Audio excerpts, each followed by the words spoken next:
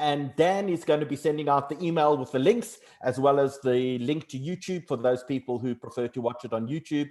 I have sent out to about 2,500 people while he is finishing up another webinar. So Peter, I don't know if you saw, but in fact there was a 21-piece artist collection that just went on auction that Lauren Wolf, amongst other people, put together, and they raised over 1.9 million rand, half for the Solidarity Fund and half in fact for artists in need during this period.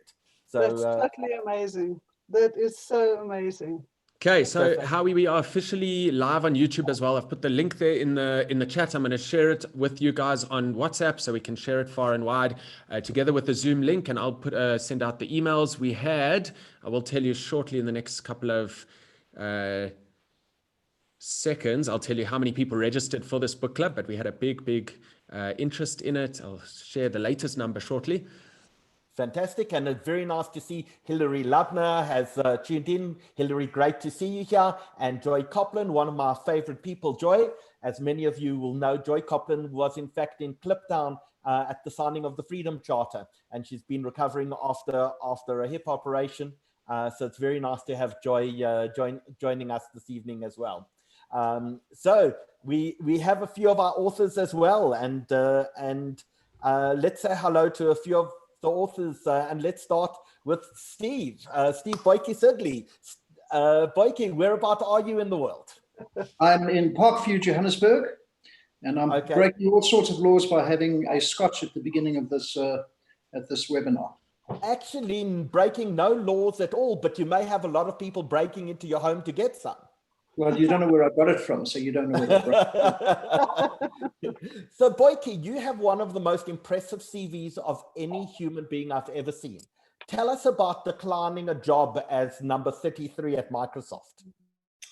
So I was at UCLA. I did my Master of Computer Science there in the late 70s. And at UCLA at the time, there was a graduate placement center for the master's graduates, which had companies like IBM and Honeywell and Sperry Univac and all those companies that have now long disappeared. But so I went for the interviews at IBM and all the other ones at the end of my master's, and then was directed to an interview at a small company that only had 32 employees. And I didn't want to move to Seattle. I had never heard of them, and I would have been number 33 had I said yes. And I was given the offer as well.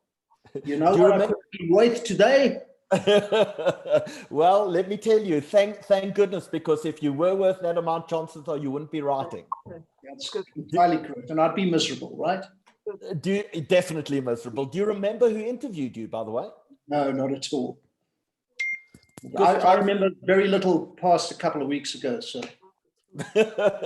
I'm not going to ask if there are any substances involved in that at all.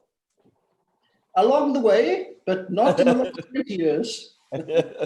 Fantastic. Peter, now you've selected an amazing group of authors together tonight. Like, how did you come up with a list? Because there's such an amazing selection of people to choose from. Howard, I didn't hear what you said. It went in and out. I say it was your job to select who you wanted on the panel tonight, and you had such an unbelievable selection of people to choose from. How did you, in fact, narrow it down to the people that you have on the panel? I chose the best, and to be absolutely honest, they all said yes. So I'm very grateful. That's fantastic. Yeah. And I see Cecil Joel has joined us. So Joanne, there's family support coming in there. Is he really? Oh my gosh. See, all my lockdown technology lessons are clearly working. Gotten my dad onto Zoom. Fantastic. Now the Joels come from somewhere incredibly obscure, do they not? Yeah, unless it's springtime in South Africa, in which case Namaqualand is far from obscure. But unless you're talking about way back when, they come from Springbok. Yeah. So tell us about Springbok. You in fact wrote a book, in fact, or did your mom write a book about living in Springbok? Yes, my mom did. She wrote about the Jewish history in Springbok. She wrote about the Jewish pioneers of country places, and Springbok was really her focus. She was also involved with the Bedhat Swisot collection of what Jews of country places in South Africa. So yeah, I mean, she moved there as a a hardened city slicker Cape Townian, and when she married my dad. So she had lots to say about it.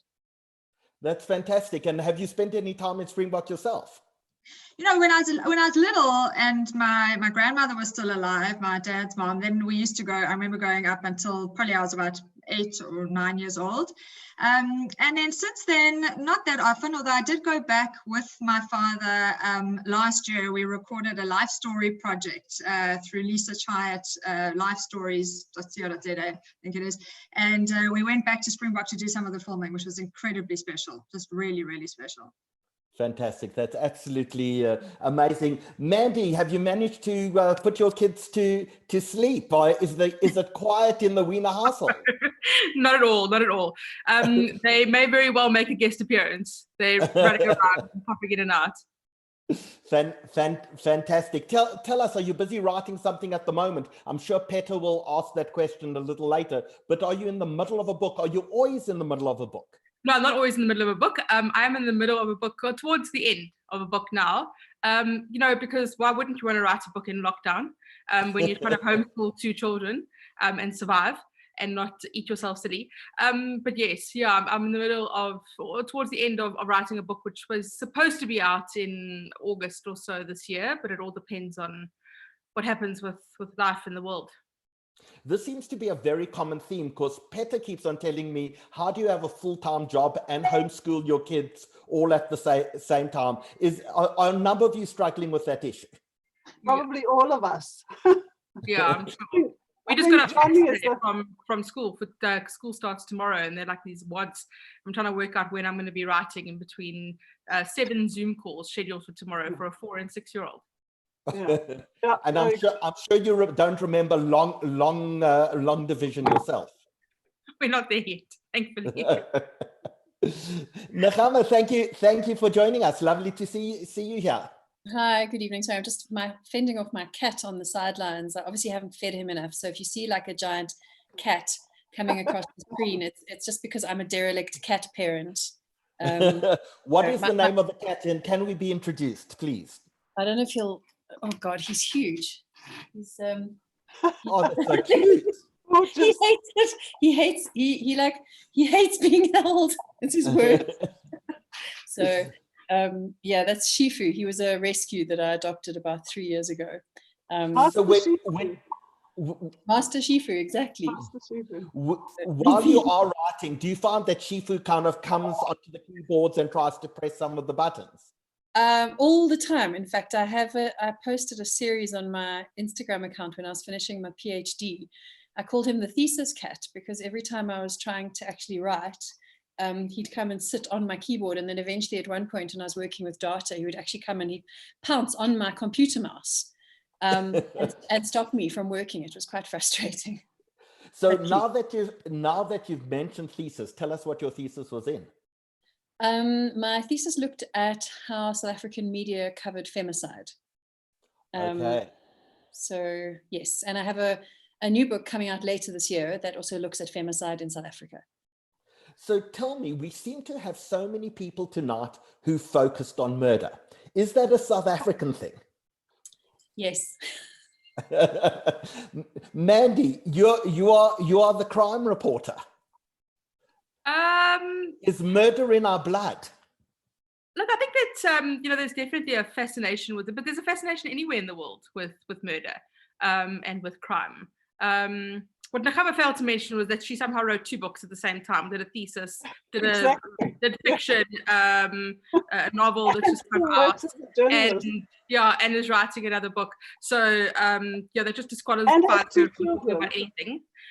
Yes. Okay, I've done nothing during lockdown. I've basically just eaten, so it's all good. And dressed up a lot in like bizarre clothing every day. and what you also don't know about Nechama is she's Dr. Nechama Brody. Oh wow, that's absolutely. When did you get your doctorate? I graduated in December. That's absolutely amazing. Really, congratulations. That's fantastic. Johnny Steinberg, I see you don't have your camera on, but you are with us, and hopefully you've joined us from Oxford. So if you could turn on your camera, seeing you are in the UK, we'd love to ask the quintessential British question, like, what is the weather like in Oxford? As if there was ever any change. I'm sure it is drizzly and a little cold.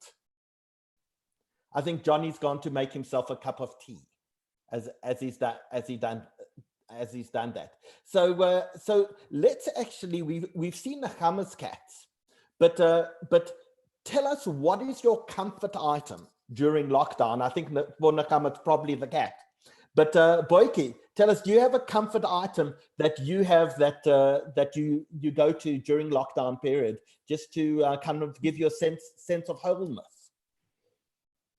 Well, I can tell you that the only thing that has worked for us, that's Kate and myself and my son Joe, who's here, is to structure our day quite carefully. So it's 7 o'clock in the yard and exercising, and then it's breakfast, and then it's computer, and then it's a podcast, and then it's reading, and then it's cooking lunch, and then it's computer, and then it's reading, and then it's a podcast, and then it's a 5 o'clock exercise session, and then it's a 6 o'clock drink, and then it's cooking for dinner, and it's a bit of Netflix and a bit of reading, going to sleep. And if we keep that structure disciplined, you keep depression away, we found.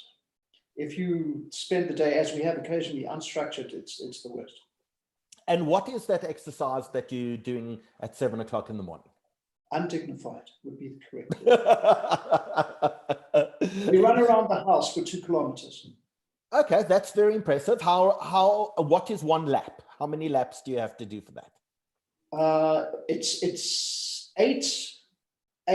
9 trips around the house is 1.8 kilometers. Okay, that's not bad. So a 200-meter circuit. Yes, exactly. Fantastic. John, how are you keeping sane during this period? Sane? Sorry, are we meant to be sane? I'm not sure.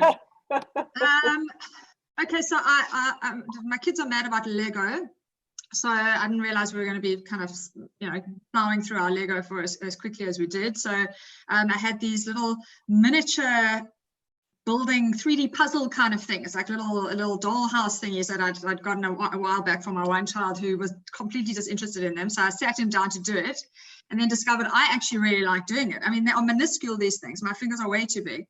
But I don't know if it was a bit of an anxiety response that I got so into this little miniature building. And I tossed that then in favor of beating myself over the head and saying I should be writing. But as you say, Mandy, between the 4,000 Zoom phone calls for your child's learning to write the letter R and the, teenage math class, I then decided, no, I wasn't going to be writing. I was going to just be doing pictures. So I've become the unofficial photographer in the family. I'm not good at taking pictures generally, but I'm making a little photo book, and it's the COVID Chronicles pictorial version.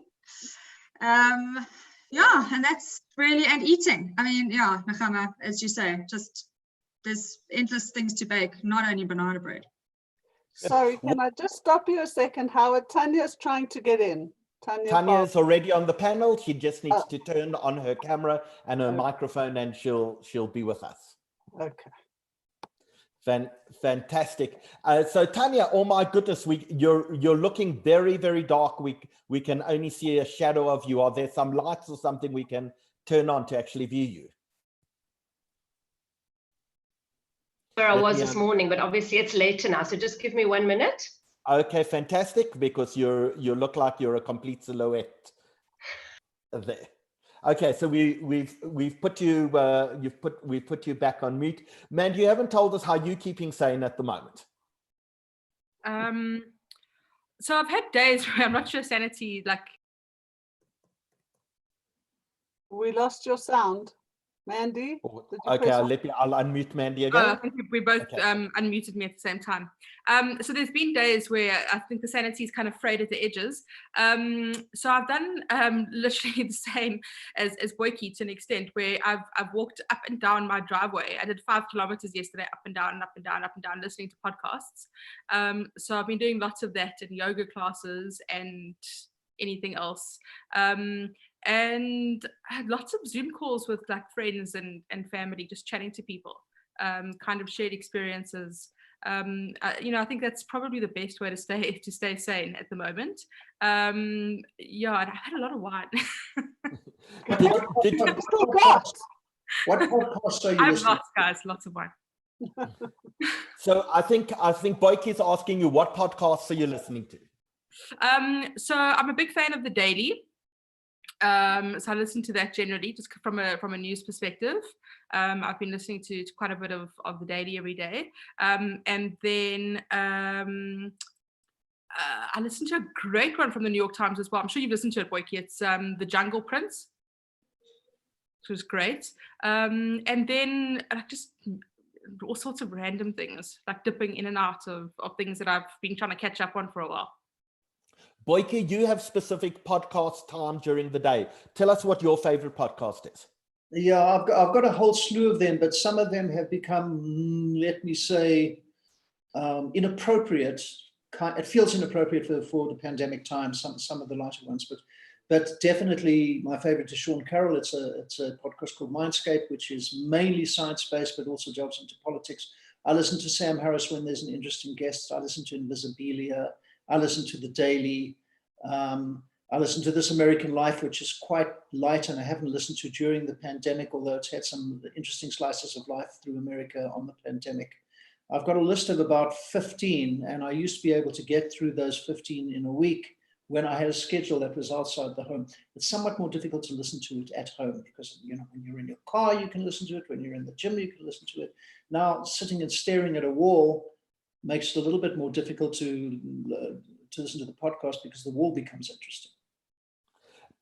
Peter, I'm just going to come to you in a second to ask if you're a podcast person, but just quickly, Tanya, you're still a little in the dark over there. So if there's any way we can, if there's any way we can add some more light, that would be very helpful. Okay, and is it annoying with whatever the screen reflecting on my glasses? So it is a little, but if you can't see without them, we'd certainly rather you actually saw us than not.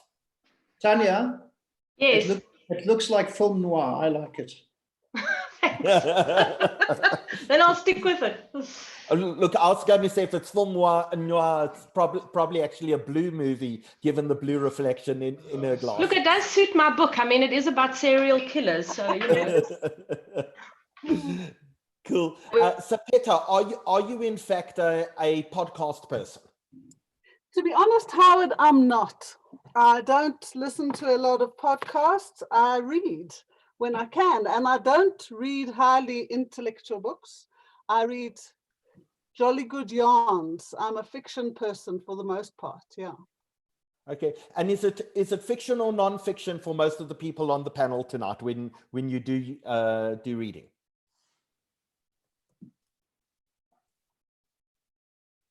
I think. But let's go, Nakama. Do you want to start? When you is it fiction or is it non-fiction?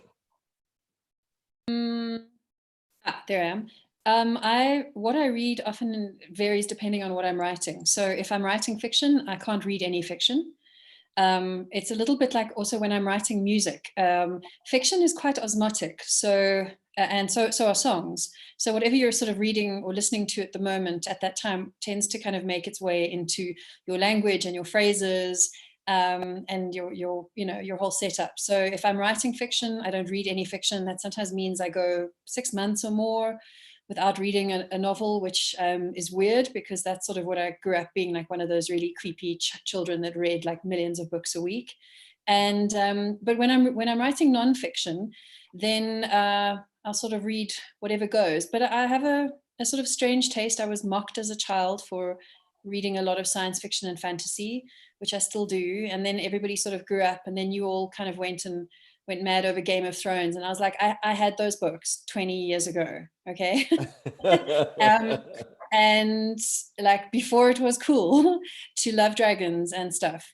So actually I kind of semi-enjoy the fact that everyone's actually a closet dragon fan or whatever. And I suppose the last few years my reading has been a bit skewed because of research. So I've just been reading a lot of kind of depressing academic work and stuff like that. You did open the door down when you said when you're not writing music. Please tell us.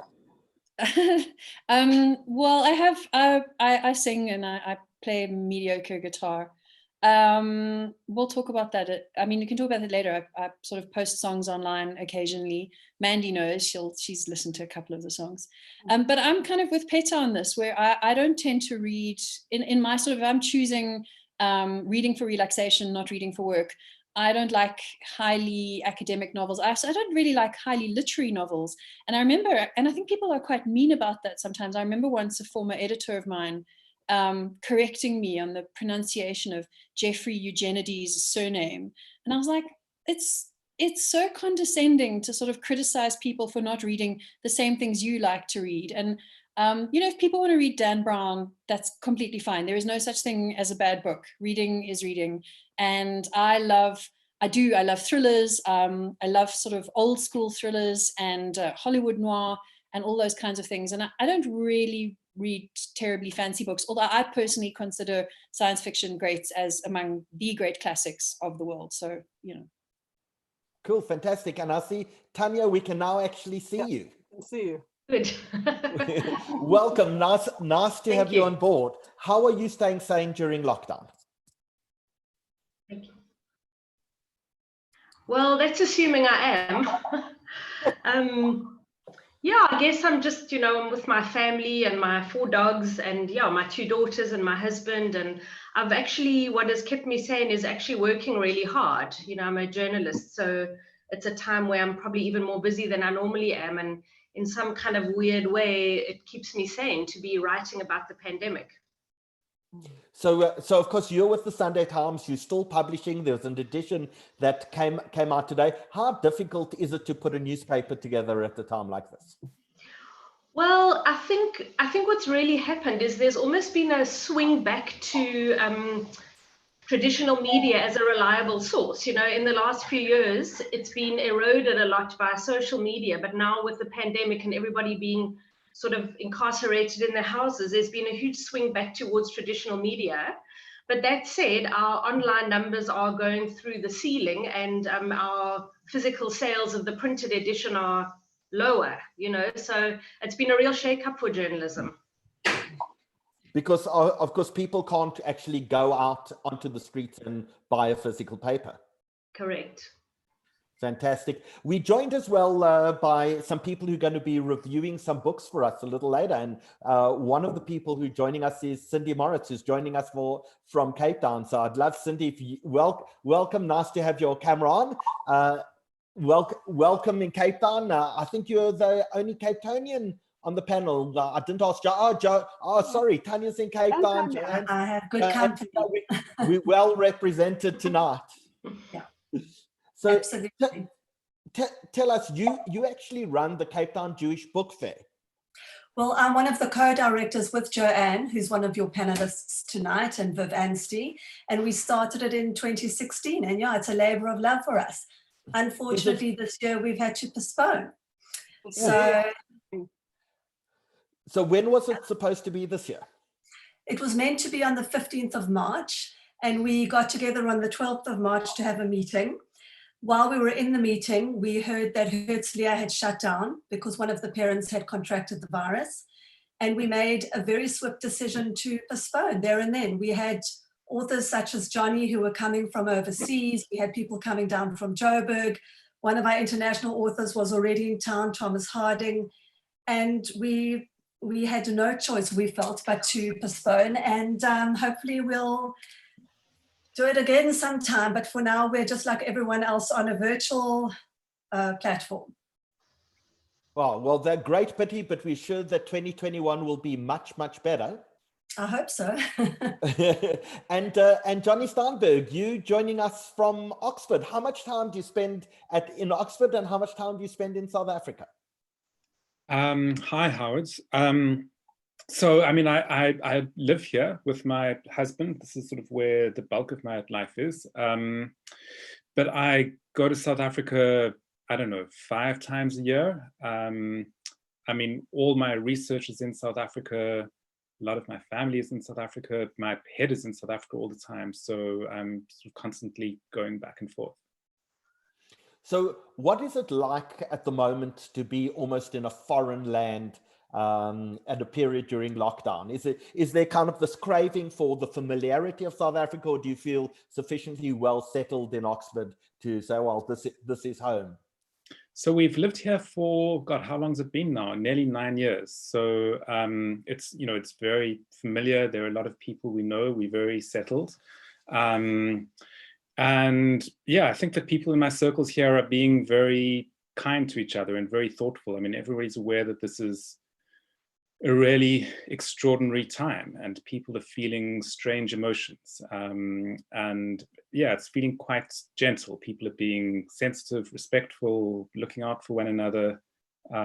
So it feels like a pretty good place to be. I'm also constantly in contact with family and loved ones and friends in South Africa and have some sort of a sense of what's going on. But yeah, at times I'm really, really sorry that I'm not there. Cool. Well, it's nice to see you virtually and digitally. And let's ask Stephen Kravitz, Rabbi Stephen Kravitz, who's joining us today. Steve, you consume a huge amount of literature. Tell us how many books you read a year. I've actually slowed down. I'm doing a master's in education. So it's instead of the, I don't know, 100 and something, it's down to, I don't know, less than like about a dozen so far. Yeah. So 100 and something in a year when you're not studying, how do you actually consume it? Very careful selection. I go through the catalogs as soon as they're published on the internet from all the different publishers, and then I select the books. This one I had the book show on the radio. Then I selected the books that I wanted to read. And then I would actually go to the publisher's offices, and if they would let me snatch the advanced copies off the shelves, there were always the books that I didn't know about, or offer that I hadn't, that I didn't know about, like Stephen Boyke Sidley's book, and I had him on the street. I had him coming in. Nechama Brody's book, and then I had it coming in and also talking to her. If an author's coming in from overseas for a book launch, then you get the book as well and you read it. I do feel out of sorts, yeah. Stephen, Boyke, you wanted to say something? I do. Stephen, one of the most impactful books of my entire life was The Apprenticeship of Duddy Kravitz, your namesake. I want to know if you've read it. I haven't read it. My father had it at home when I was a little boy growing up, but I never read it. Worthwhile. So, Steve, you're a rabbi. That's one of the hats that you wear. But does that mean that you stick to kind of very traditional, serious books, or do you do the frivolous, the risque as well? The frivolous, not too much risque, but I've picked up a lot more nonfiction lately, but everything. So one of the books I'm talking about tonight is Heroes, about the ancient Greek mythologies. I find that fascinating. Can I ask, would you ever read 50 Shades of Grey? Purely because it's lacking in any literary value, no. Cool. Well, one of our other readers who's joined us is in fact Stephen Grusd. So Stephen, I noticed that you've shaved for tonight. I did actually. Is this the my wife said you're looking a bit? She said you're looking a bit woolly. I said, what should I wear? She said, go and shave. So yes, I have shaved. Cool. So tell us how you and your family are coping with lockdown. Well, we've got 2 teenagers and we have, thank goodness, 4 laptops and 1 desktop. So we each have our little office somewhere in the house. My kids are good. They're quite diligent and they've been working hard. And we go outside and we walk the dog around the house and read and work and do what we got to do. Take it day by day. Today was fun. I was playing in a Scrabble test match against British players online, and I was the top finishing South African, so I was happy with that. But unfortunately, we didn't do as well as we did in the rugby as we did in the Scrabble.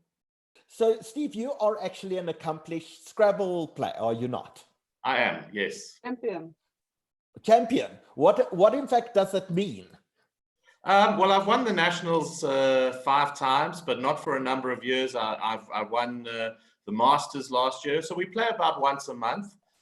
We've got about 40 or 50 active Scrabble players, but I'm also on the committee and really trying to grow the game. So we've been big on Facebook and we're really trying to get into that. because so many people play, but we'd love more people to be on the competitive scene. That is quite bizarre that it still happens. Do your kids look at you and say, oh, we're really embarrassed? They do. They do the teenage eye rolls.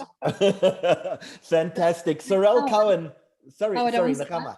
I went to one of the Scrabble tournaments that Stephen and them organized last year.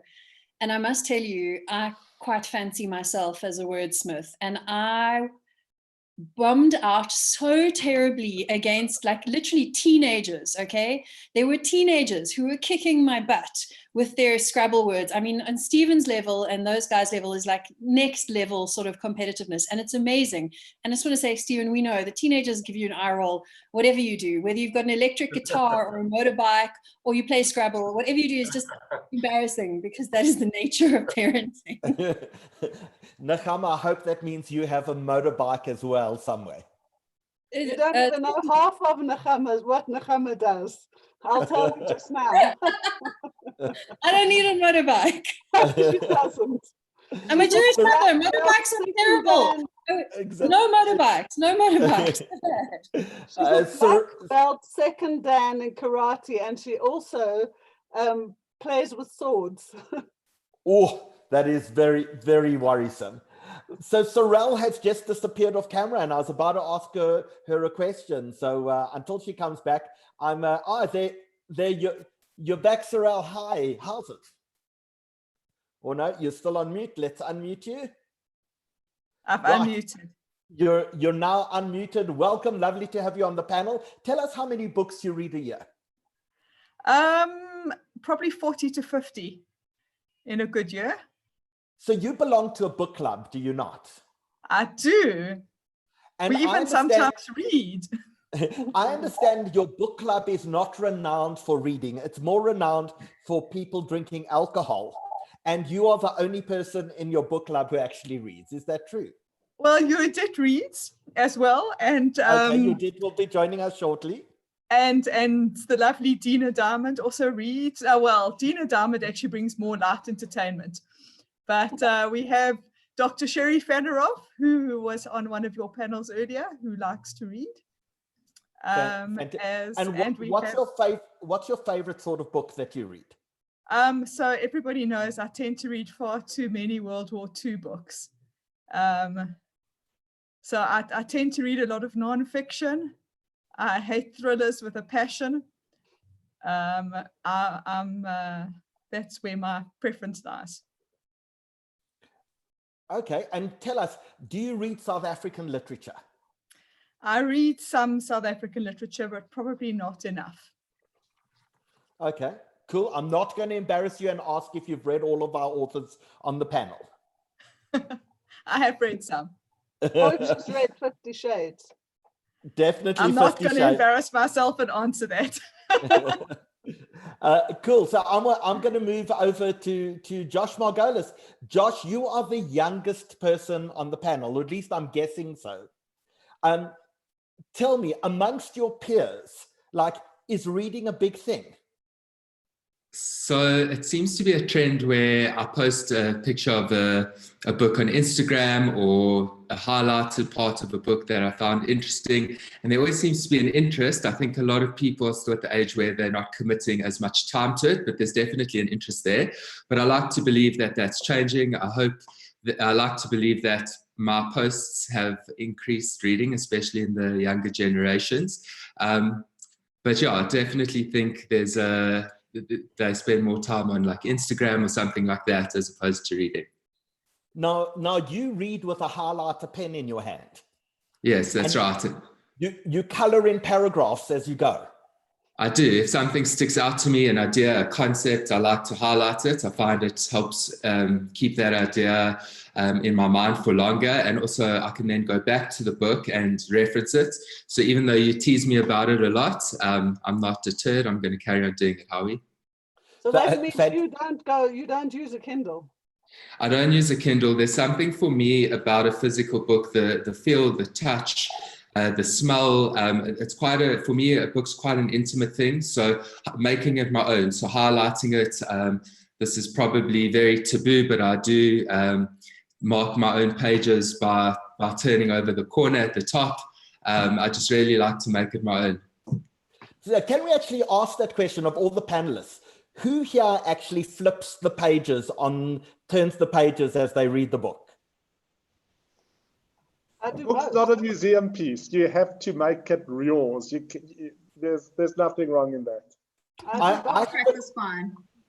I have another question. When you finish a book, do you put it on your bookshelf as like a victory and a symbol of victory, or do you give it away or sell it or lend it to people? I've started a collection. I wonder if you can see it. I don't know if you can see on the floor over there. The light's not great, no, but I do keep all of my books as a symbol. The idea when I started was I had this romantic idea of one day I wanted a library in my house, and it started off with just a handful of books. But slowly but surely we're building up the columns and the rows. So hopefully by the time I get a little bit older, we'll have a library. Hey Josh, I raise you. Yeah, see, that is goals. That is exactly what I want to be when I grow up. And mine, which doesn't look quite as color coordinated, behind me. Yeah, it's exactly. a travesty. The color Andy, thing is a travesty. What do you do if you find a book that doesn't fit with the colors? There's a shelf for multicolored. Mandy, have you read them all? Most of them. And it's hilarious because when we moved into this house, my husband built the wall, or had the wall built for me, because he was so tired of books being all over our house. But I've read most of them. There's a few that I haven't read that I'm trying to work through during lockdown. But I find it very difficult to give books away. If I've read a book, I like to keep it on the shelf. I hate giving books away. That's absolutely amazing. Judith Novik, welcome. Nice to have you here. I see you've logged in on both a computer and a phone. So we'll just have to, one of them, you'll decide which one you're on. You're on video on your phone at the moment. I think there's a computer with your name on also that's logged in, and we'll work it out. But Dan, what I'm going to do now is I'm going to ask you if you will please remove all our readers off on stage. We've got about 400 people or 400 logins on Zoom, so probably about 1,200 people on Zoom at the moment. I haven't checked how we're doing on YouTube.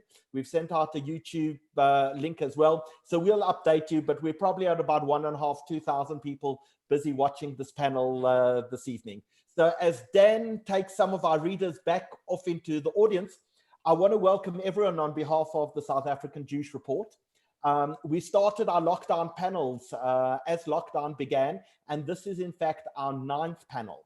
We've had comedy panels, we've had health and wellness and fitness and psychology and medical, and it's been such a privilege for the South African Jewish Report to in fact create these platforms. And we've had over the last while, I think our largest audience was about 7,500 people watching one of the panels. We've serviced over 20,000 people from within our community and the broader community over the last few weeks. So it's really been such an amazing pleasure. And I don't know if you guys actually saw last night's Lockdown's Got Talent show, where we had people from all over the world.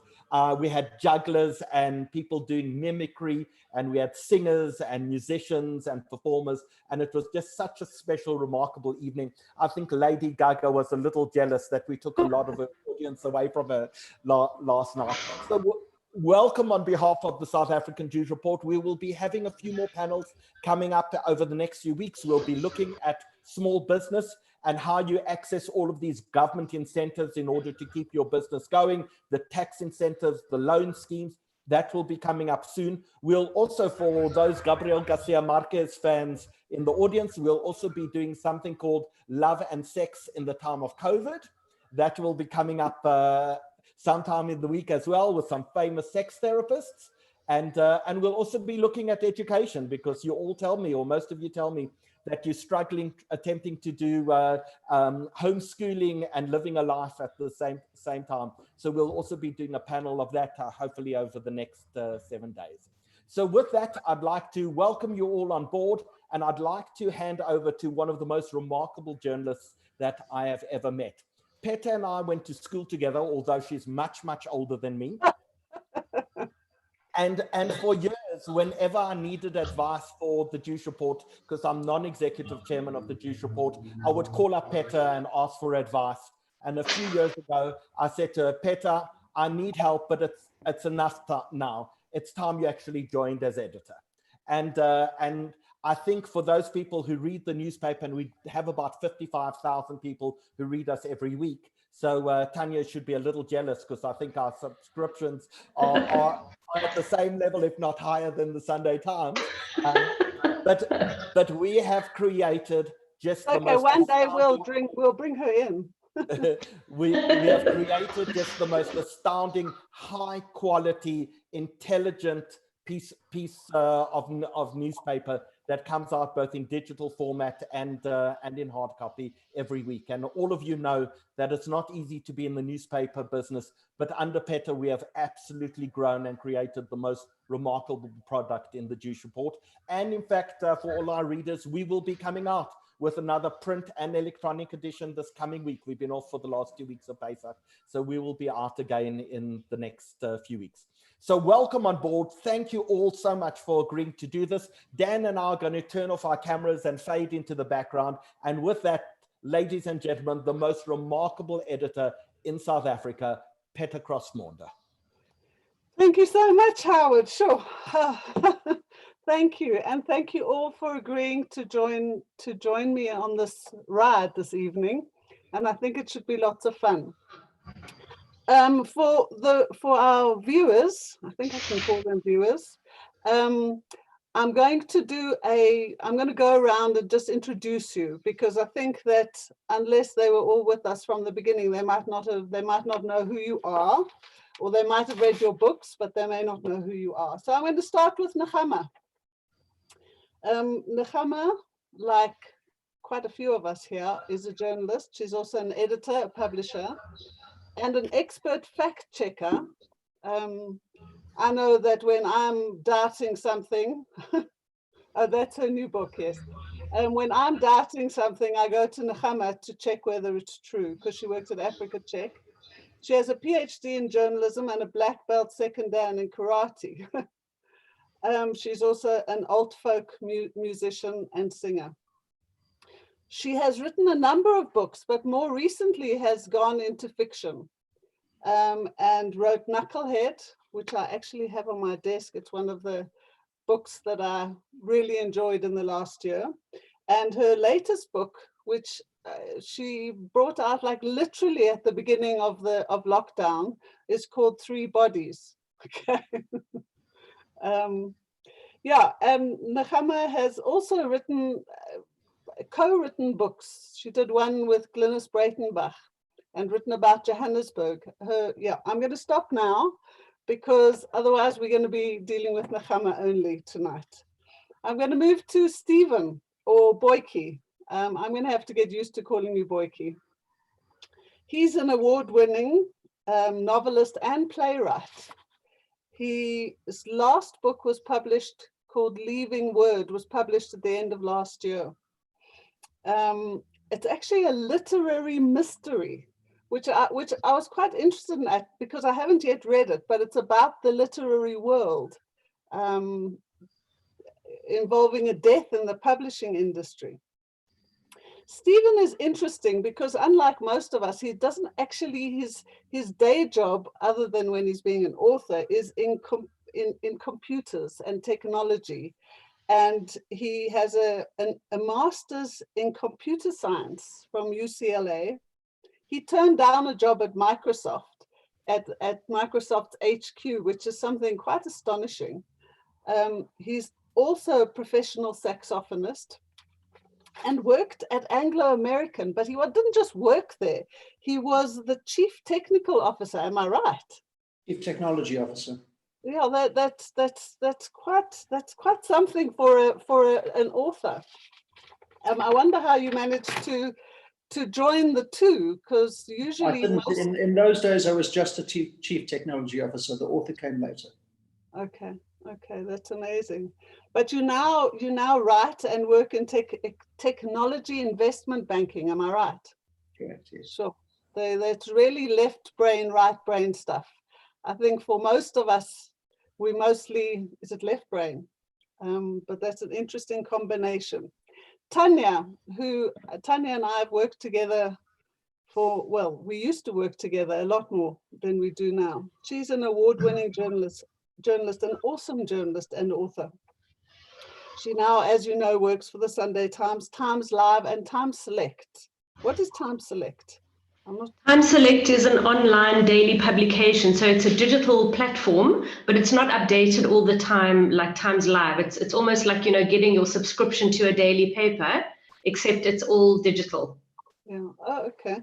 She also has a master's, which is in journalism, and she's won 2 national and 4 international journalism awards. She's won CNN Africa Journalist and the Human Rights Journalism Award from the European Union. That's quite astonishing.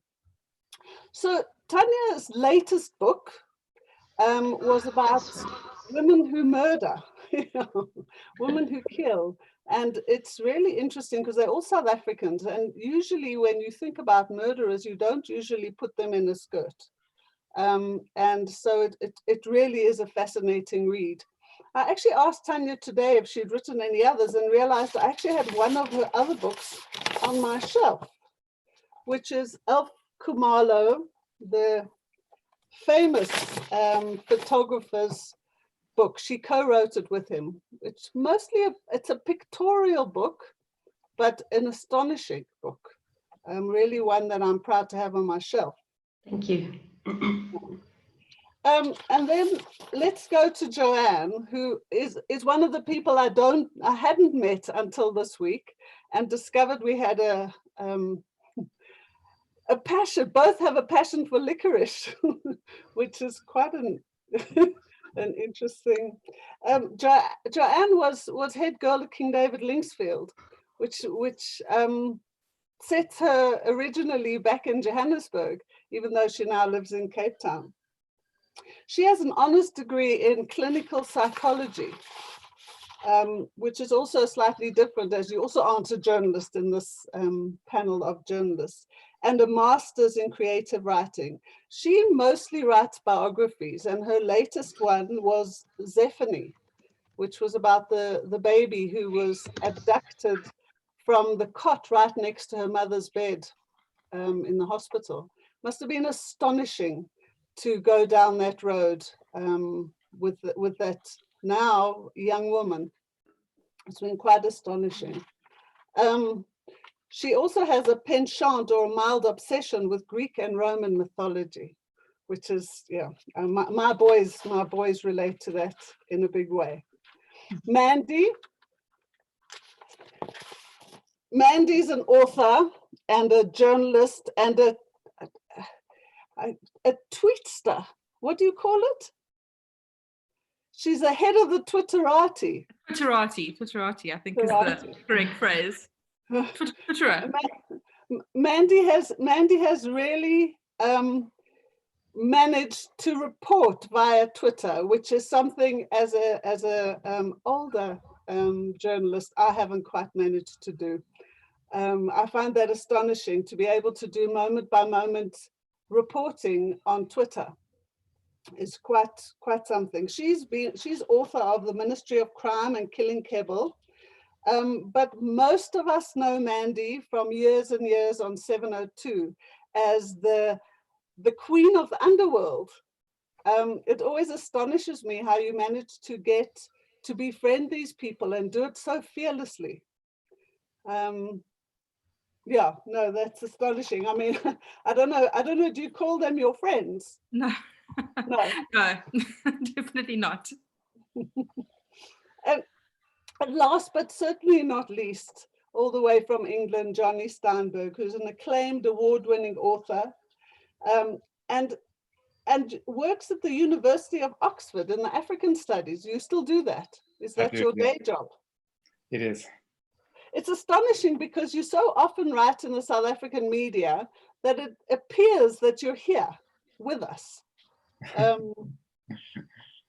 I remember long ago, if I'm not wrong, I was at the Sunday Times and you were working at Business Day.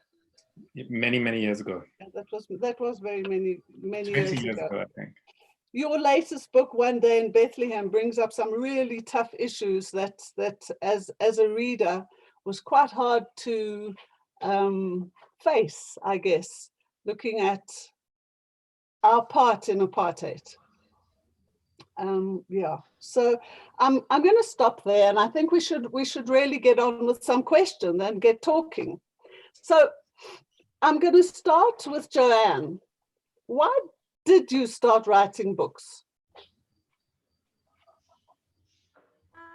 I didn't really start out intending to write books. I kind of just wanted to explore stuff a bit more in depth and in detail and see if I could improve on something that I had read that left me feeling a little bit wanting. I wrote a book called Managing the Quarter Life Crisis long time ago when I was facing such things, and that kind of set the ball rolling. The biography thing came later, after I was doing my master's in creative writing at UCT, and a very wise supervisor in the form of Mike Nichol told me that he thought I was better suited to writing nonfiction than fiction because it just couldn't get past the real stuff, and I couldn't make up stuff that was better, and so that kind of led me onto the biography section, and joined my two great loves then, which were creative writing, English language and literature, and psychology. As you said, I started out on the clinical psychology road, and this was a great way to bring the two together. Oh, that's amazing. That's amazing. Tanya, why did you start writing? Well, I guess, as a journalist, and having always wanted to be a journalist when I was younger, writing is just, it might sound corny, but I think for many people it really is a calling, because it's certainly not lucrative. So it's something which is just in your bones and in your blood, whether you like it or not. And as a journalist who always has a very frustrating word count that I have to stick to, I really wanted to just spread my wings and write a book where I wouldn't be told that I have to cut 500 words out of my copy every 5 minutes.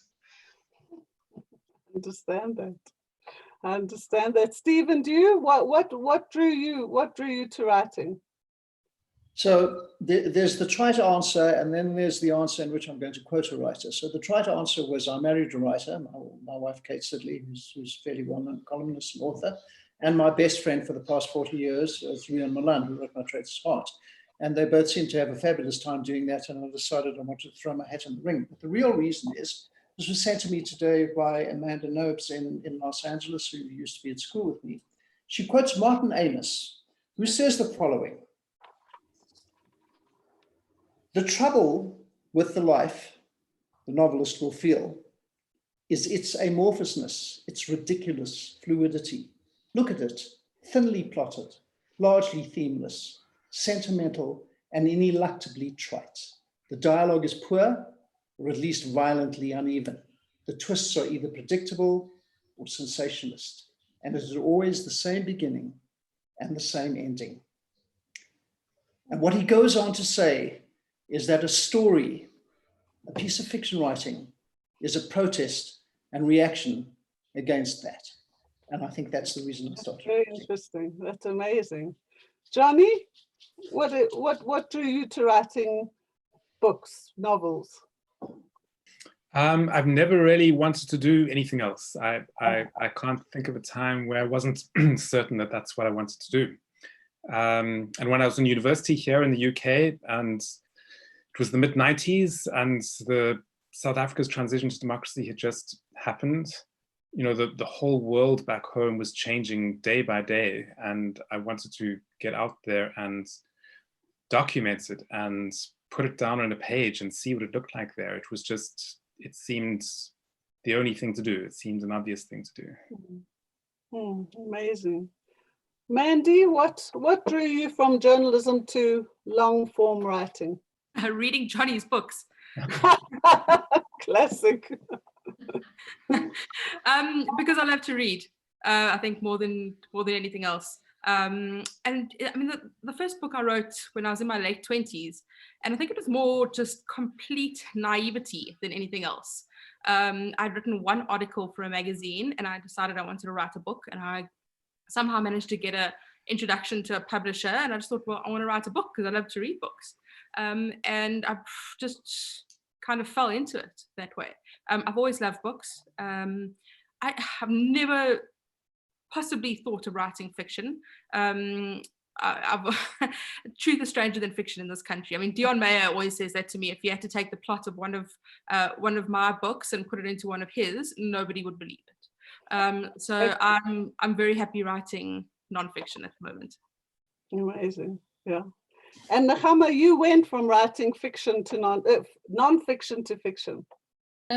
So I think a good chunk of the panel, I came from a journalism background, and for similar reasons to Tanya, kind of over the last few years, I mean, I tell sometimes my journalism students, now I teach journalism as well a bit at Wits, is that when I started off, well, many, many years ago, and even after I'd started off, so let's say 20 years ago when I was at Fair Lady magazine, it was quite common for us to write stories that were like 4,000, 6,000 words long.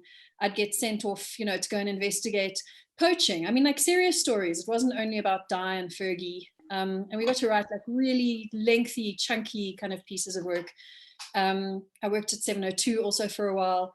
And over the years, those word counts have just sort of shrunk into tiny little pieces. And I find it quite unsatisfying to be, not just financially unsatisfying, but actually in terms of being able to pursue a story. And I've figured over the last few years that if I'm going to get paid absolutely bugger all to write, I might as well write what I love. But more than that, so it's now 12, I don't know, 12, so it must, how old, my youngest son is 13, so it's 14 years since one of my publishers, Pan, sort of approached me with this book and said, oh, we have this book about the history of Johannesburg, and it's kind of been half written. We think it's about a 6-month editing job. And so sort of 2 years later, right, when I'd rewritten half the book, the Joburg book came out, and that was my introduction to books, and it got such an amazing reception that I think I'm very fortunate that it sort of catapulted me into this area of being an author. And I told one of the other people I've written their memoirs with is Kabelo Mabalane, the Kwaito musician. And I always say that when you write a book, I'd been a journalist for well over a decade. I'd been an editor and a publisher by the time I published my first book. But the first time anybody actually said, oh, you're a writer, was when I had a book that came out. And I was like, come on, guys. So, there's a balance of that. But yeah, mostly for love, definitely not for money. Yeah, that's for sure. That's for sure. Before I carry on asking you guys questions, I just want our audience to know that we have a Q&A button at the bottom of the screen. I think they do. And if there are any questions they particularly want to ask our panel of authors, they're very welcome to. And I will put those questions to them. And Peter, sorry to interrupt, but just to add, there actually has been one question already. So thank you to Anonymous for your question. You can post your questions as anonymous or not. So there was a question directed at Sorel. So Peter, I'm sure you'll get to that at some stage this evening. And then what I wanted to add, and Peter, you and I were chatting about this today, it's really exciting that we've got the polling feature on Zoom, and we've been using it. It's been fantastic. It helps to engage you sitting at home, because obviously we can't see you and we can't hear you, but it's nice to talk to you. So I think we should do one now. Do you believe that you have a book in you and plan to write it one day? Let's see. You should see that popping up on your screen. Let's see the votes. We're going to give it about 20 seconds. It'll be very interesting to see if people think they do or they don't have a book in them. Okay, I see the votes are flying in, about 200 in already. Okay, it looks like no is winning. All right, we're going to close up the polling in 3, 2, 1. Get your votes in. Okay, and I'll share the results over there. So there you can see 61% of people think, unfortunately, not. Maybe if lockdown is extended, maybe they'll start taking up writing a little bit more, and that number of yeses will come up. But there we go. So I'm going to stop sharing, and we'll be asking you a couple more questions as we go. Cool. And while we're chatting, there is a chat going on in the chat. If you press the chat button at the bottom, you can also say whatever it is you want to say about what we're talking about. In fact, I'd like to ask our audience what they're reading right now. be quite interesting what they're reading right now and whether it's the right kind of book for lockdown. Joanne, are you reading anything at the moment? What are you reading? Oh, can't hear you. I'm here. I am, yes. I am actually reading Alice Hoffman's new book, which is The World That We Knew, the author of The Dove Keepers and many others, Practical Marriage, Practical Magic, Marriage of Opposites. So yes, I've started on her. It's a kind of, you know, has her bent of magical realism coming up, very interesting Jewish background story. It's definitely a wish list author for the Jewish Literary Festival. I'm thinking since we've postponed it, maybe I should get on the phone and see if I can hunt down Alice Hoffman to come. So yeah, that's what I'm reading at the moment, and dovetailing it with Johnny's book, One Day in Bethlehem, which always love Johnny's books. Amazing. Yeah, I've actually just read that Alice Hoffman book. It was difficult to get into right at the beginning. I was like not quite sure about the golem, but it was worth sticking with. Well, I have this little statue. We have these little statues of a golem from Prague, which popped up in my house for a photography project my husband was working on, and it's kind of synchronicity, and it came up in the book, and I was like, I actually don't really know all that much about golems, and turns out there's quite a lot to know. Yeah, yeah. Tanya, what you reading? I just finished reading a book called Three Women a couple of days ago. I can only really read on the weekends at the moment because I'm having to write so many stories about the pandemic. But Three Women it's excellent. I really loved it. It's been quite controversial. It's very sexual. It's very insightful. It's very thought-provoking, and I loved it. Worth reading in lockdown. Absolutely, yes, for sure. Who wrote it? Lisa Taddeo, Taddeo. Okay. Stephen, what are you reading? So let me tell you about what I just finished and what I'm in the middle of and what's next up. So I finished Fleischman is in Trouble, which is an American author from New York. And I have reviewed that book on two of the biggest South African Facebook page book sites, which is Read Any Good Books Lately and the Good Book Appreciation Society. So I urge everybody who wants to get together with 10 or 20,000 other South Africans to talk about books to go in and try and join. I'm reading at the moment, sort of somehow intersecting with our times, Bill Bryson's The Body, which has been on my desktop for a long time. And it seemed like an appropriate moment to do it. And it's, as always, Bill Bryson is the most fabulous and fascinating of all writers about the real world. And sitting there glowering at me maliciously and malevolently in my bedside table is Jared Diamond's Upheaval with its dense writing and small typeface. And that's going to be next. Cool. Johnny, what are you reading? What are you doing? What are you reading during lockdown? A couple of books. Book published literally now. I think it's been out for 3 days in the UK. It's by Sue Stewart-Smith, and it's called The Well-Gardened Mind. She is a psychiatrist and a psychologist, and her husband is a famous gardener. And the book is about gardening in relation to mental illness. It's about gardening as a therapy for mental illness. And it's an extraordinary book.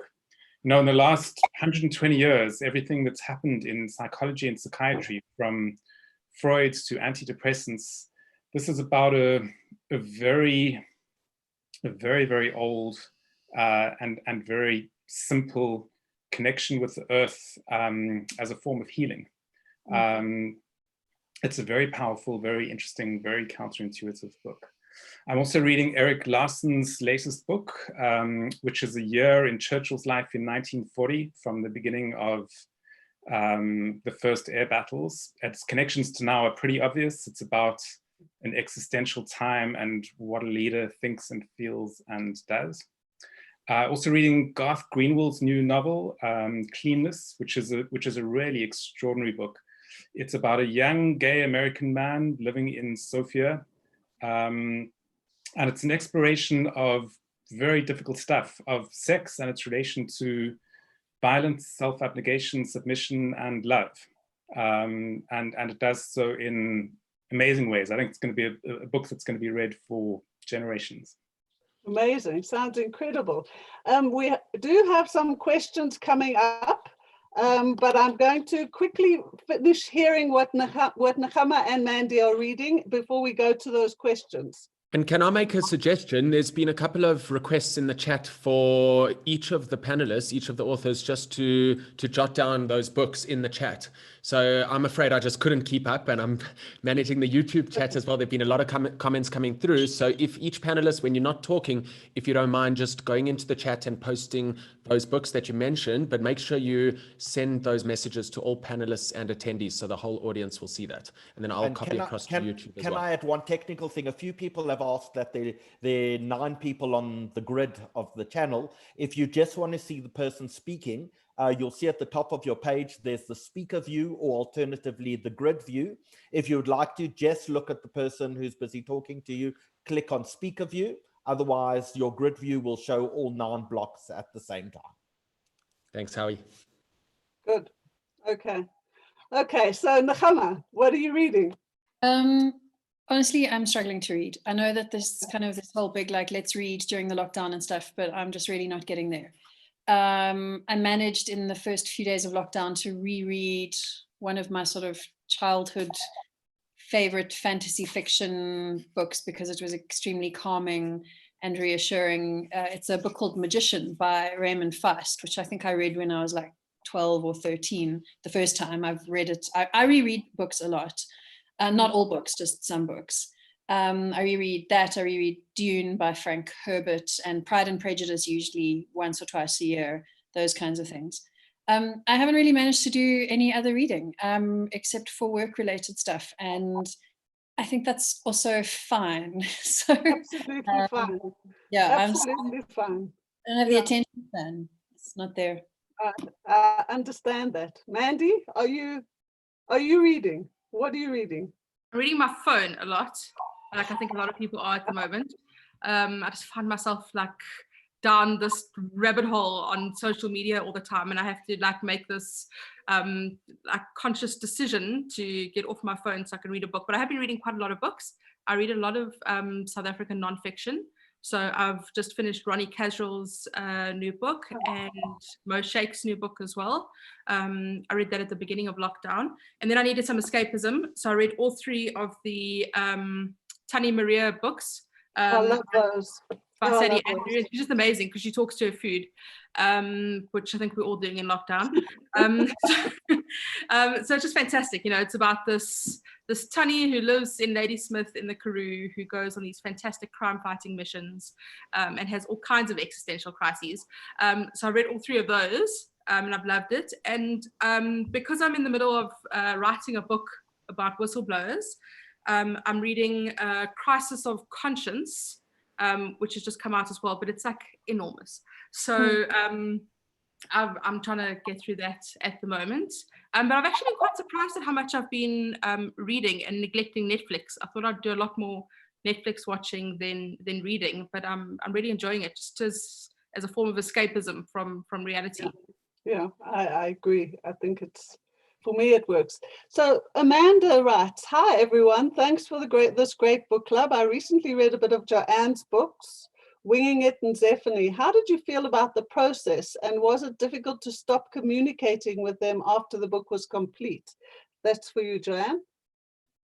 No, I never stop communicating after the book is done. I mean, these are not only are they real life, people, they are and real life characters. The book continues because it is written in the present day, after the final page, and so the relationship continues. The relationship is always paramount. It's much more important than any of the words, in fact, and any of the, the kind of physical stuff that you see when you read the book. So I not only do I have the characters kind of rattling around in my head while I'm writing, but long after as well. So, and because it is all about the relationship and exploring the character's relationship, whatever the issue is, and my own relationship with them, it's always a complex and fraught and wonderful and terrifying ride with them at the time, whether it's rehashing old traumas, or helping them get through the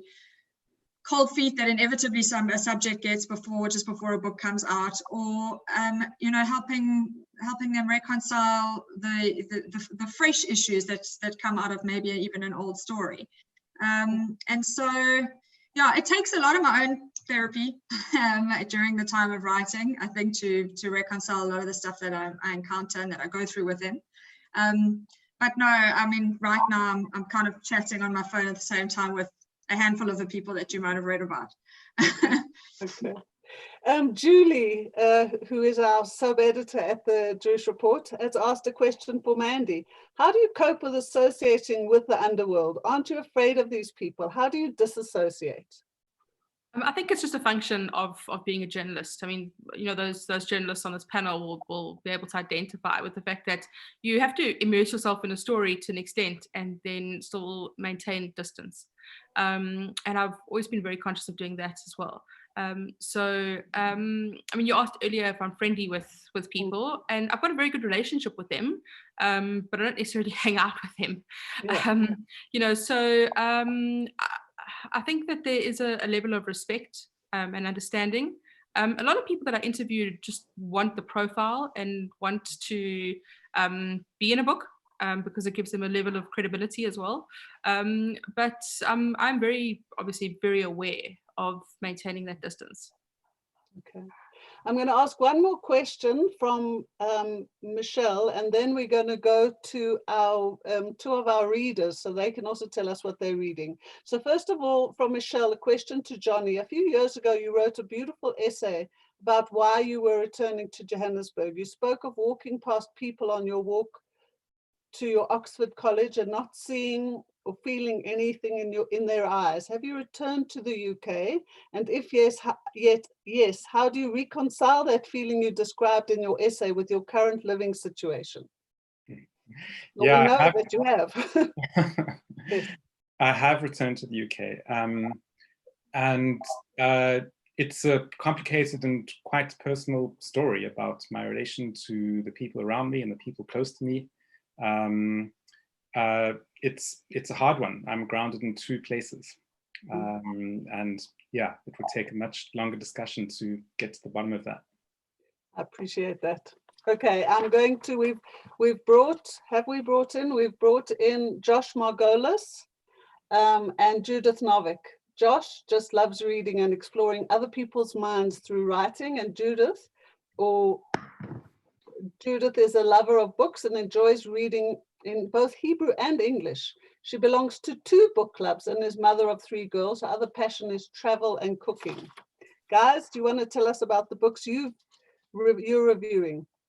Sure. Josh, So, thank you. Thanks, Petra. So the first book I've been reading at the moment is The Obstacle is the Way by Ryan Holiday. And I think it's such an apt book, especially for this time during Corona. So essentially, it's a book for success. It's a book on leadership. And even though he doesn't give the story away in the book, it reminded me of a story that I had heard many years ago that I'd just like to share with everyone. And it came down to the question of what is truth and how can one use truth? What happens to you in a given situation? Is that your fate? Is that your destiny? Or can you take that situation and make it what you wish, turn it into a positive? So the story goes as follows. So there was a family long ago, and the family had 2 sons, and the father was an abusive, alcoholic, drug addict, low-life gambler, and he would abuse his children, he would abuse his wife, he would just emotionally abuse them, physically abuse them, and he broke the family up. And what had happened was, years later, the family split up, and someone went searching for these 2 children. And eventually they found the first child, and the first child was living on the streets, a hobo, a drug addict, an alcoholic. He had no life, he had no purpose, he had no passions. And they asked this son, how did you end up like this? And his answer was, well, with an upbringing like mine, how could I not? And then what this person did is they went and they searched for the other son. And eventually they found this other son. And when they found him, they saw he was a successful businessman. He had a beautiful family, a really closely knit family, a religious man. And they were curious and they asked him, how did you land up like this? And he said, well, with an upbringing like mine, how could I not?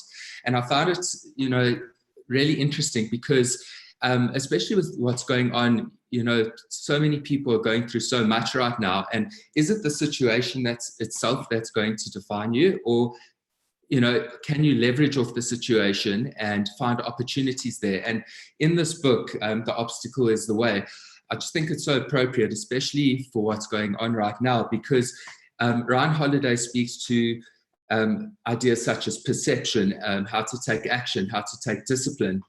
And it's essentially a recipe or formula for success.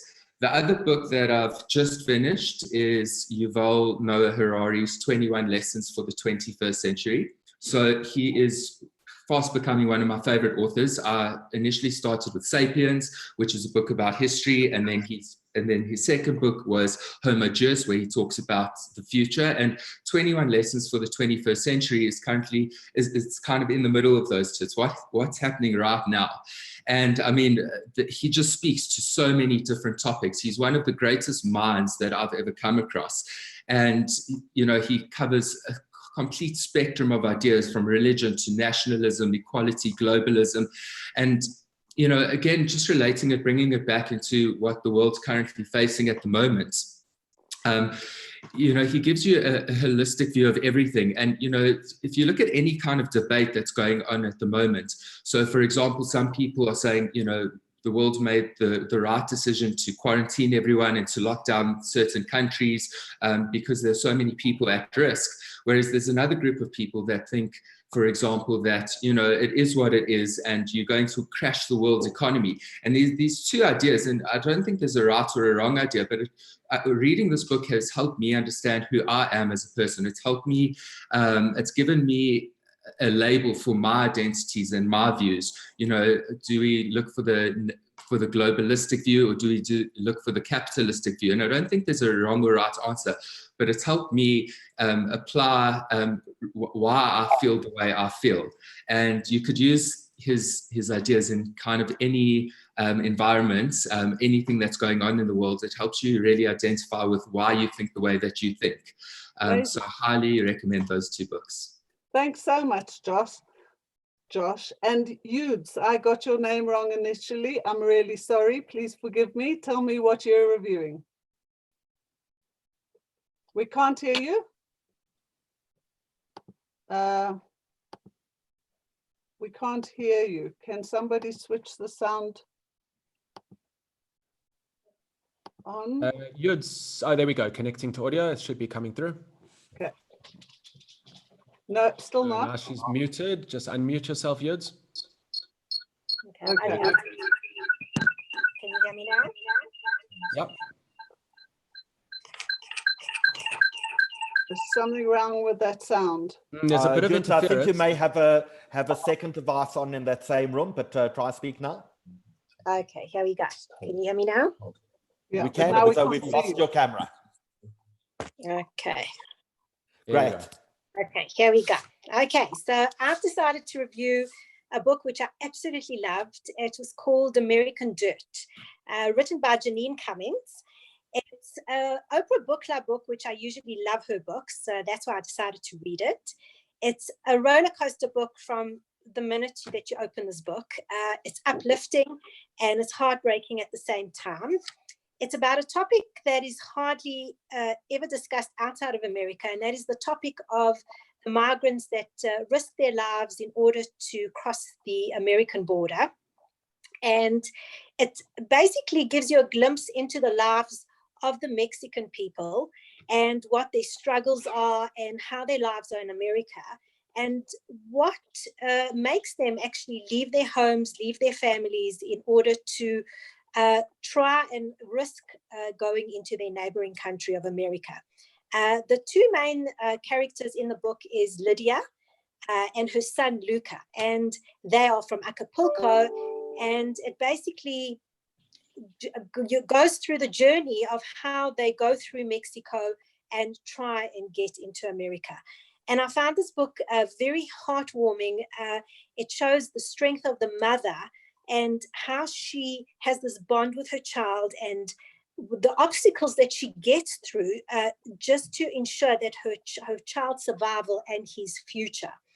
There was a lot of controversy over this book. I think Oprah got a lot of criticism for accepting this book. I think one of the criticism was that people didn't like the fact that Janine Cummings wasn't Mexican. The other criticism was that it was said to be too Hollywoody in inverted commas.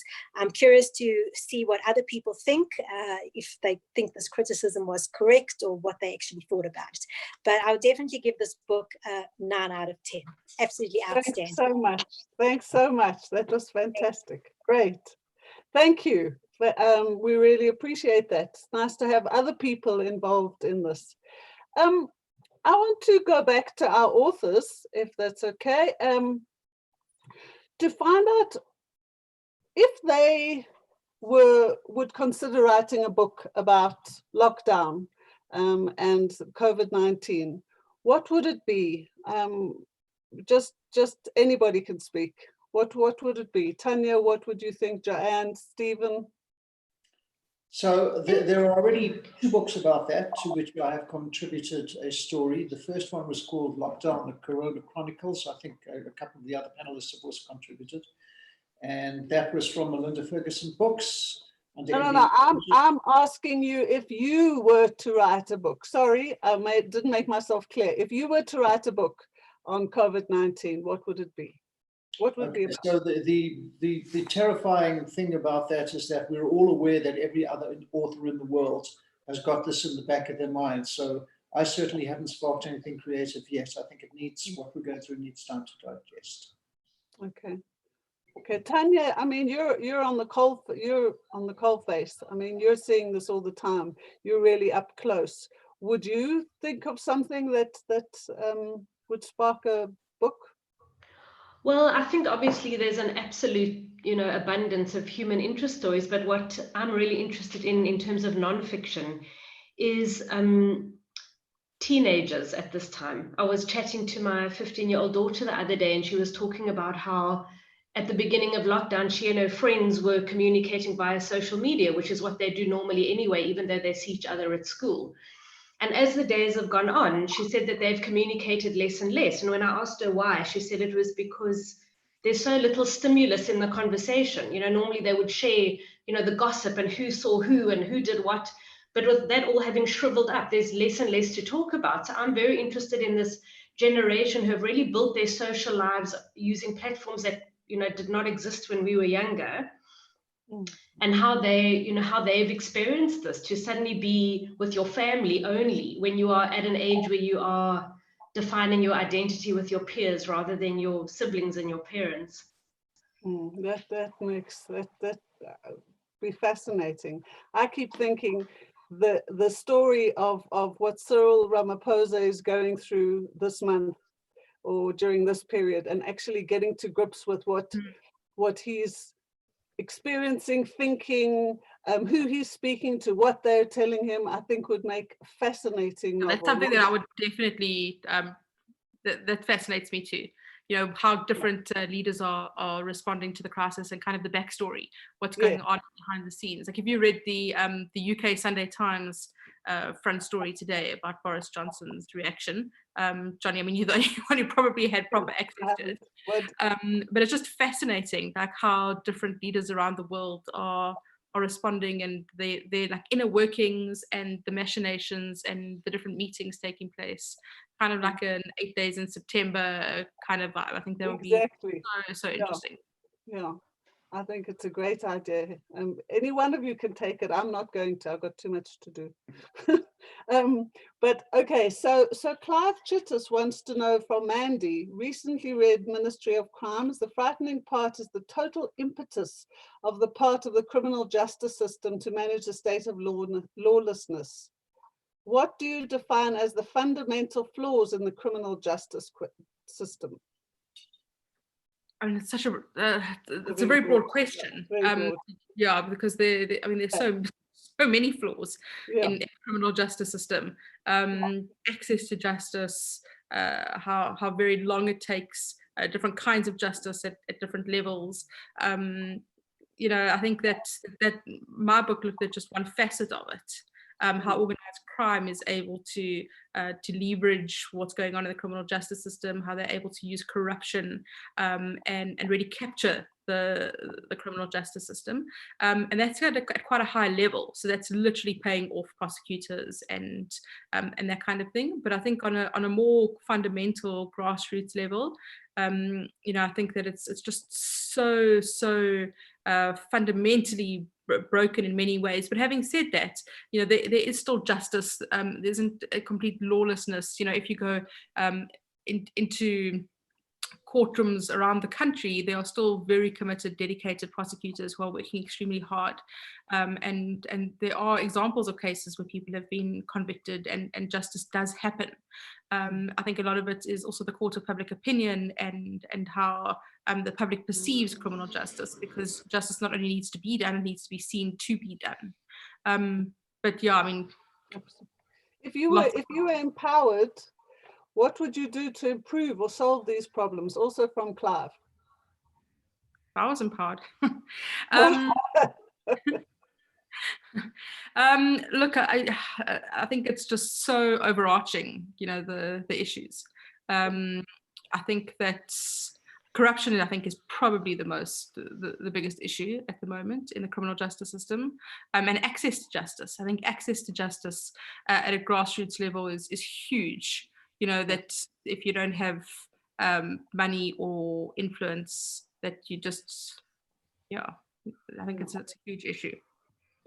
So somebody has asked, how does someone begin to learn to write? And that ties into a question I wanted to ask all of you, is that, you know, as journalists, we know how to put a story together with facts, but to write a long form book with chapters, etc., and developing characters, it's much more complicated. How did each of you learn how to do that, or perfect it, can I say? Should we start? We'll start with Nechama and then work our way up. I was just born perfect. And it just came out immediately. I never had to edit anything. No, so I mean, I think I'll start with a journalism lesson here. So when I started as a journalist, like 25 something years ago, I was a student at university and I was studying drama and film. And I sort of begged my way into kind of being allowed to write the film reviews for the magazine I was working for. And I wrote this kind of like grand half-page, very detailed, like, you know, really thoughtful review of whatever stupid movie it was that I'd seen. And I had this fantastic deputy editor who was very kind and not mean at all and very experienced. And he made photocopies of movie reviews from like 20 other magazines, and because movie reviews in magazines are about that long, okay? And he said, here, Nechama, this is what a movie review looks like in a magazine. And he let me rewrite that. So I learned how to write from really having a host of other qualified, fantastic mentors throughout this kind of the first 5 to 10 years of being a journalist. And I'm so grateful for those really wonderful, particularly the sub-editors, the deputy editors, the section editors, who were never mean to me, even when I was like the bullshiest, most full of rubbish 20-something-year-old, and I thought I was God's gift to journalism. And I've had so many students and juniors since then who've had the same thing, but they were so kind, and they just whipped me into shape with words. And it's a practice. It's a bit like running. So anybody who runs, by putting one foot in front of the other, and you just keep on doing that. Okay. Stephen? So, yeah. One of the things that is a barrier to non-writers who want to become writers, first of all, obviously one has to be a reader to write. Without that, you're never going to write a book. But let's assume that everybody in the audience is here because they like to read books. But it wasn't the 70 or 80,000 word mountain that stood in front of you. And it wasn't the fact that you couldn't think of a plot. And it wasn't the fact that you couldn't think of characters or dialogue. The thing that I believe prevents most writers, and I was a late starter, from starting a book, is that you think to yourself, how dare I have the chutzpah to think that I could do the thing of all those people who I admire. And when you overcome the chutzpah, it's the right place to start. That's really interesting. Johnny. So, I mean, Stephen mentioned reading, but I think that's about 95% of it. I think I don't think you can really teach writing. I think that you learn writing firstly by reading, as really, and not just reading, but making it one's vocation, making it the thing that one does. And then writing, but not just writing, but also really, really feeling. You know, there's so many writing programs these days, and they're very good on technical questions, and people write books that look a little bit like tables or chairs made by carpenters. They're very well put together, but they don't have substance or soul. And that comes from something quite ineffable, something quite hard to put down and explain, but it's about feeling. It's about throwing something very important at a page, and much, much more than technique. It's about really needing to do it, I think. Well, that makes sense.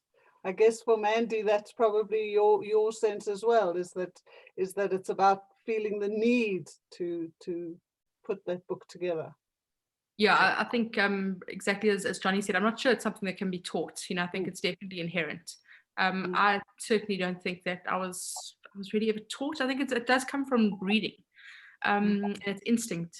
You know, for me, tone, pace, style, all of that, you know, it's something that you just feel. You know, it's not something that I think you can learn. You know, so I think it just comes naturally to some more so than to others.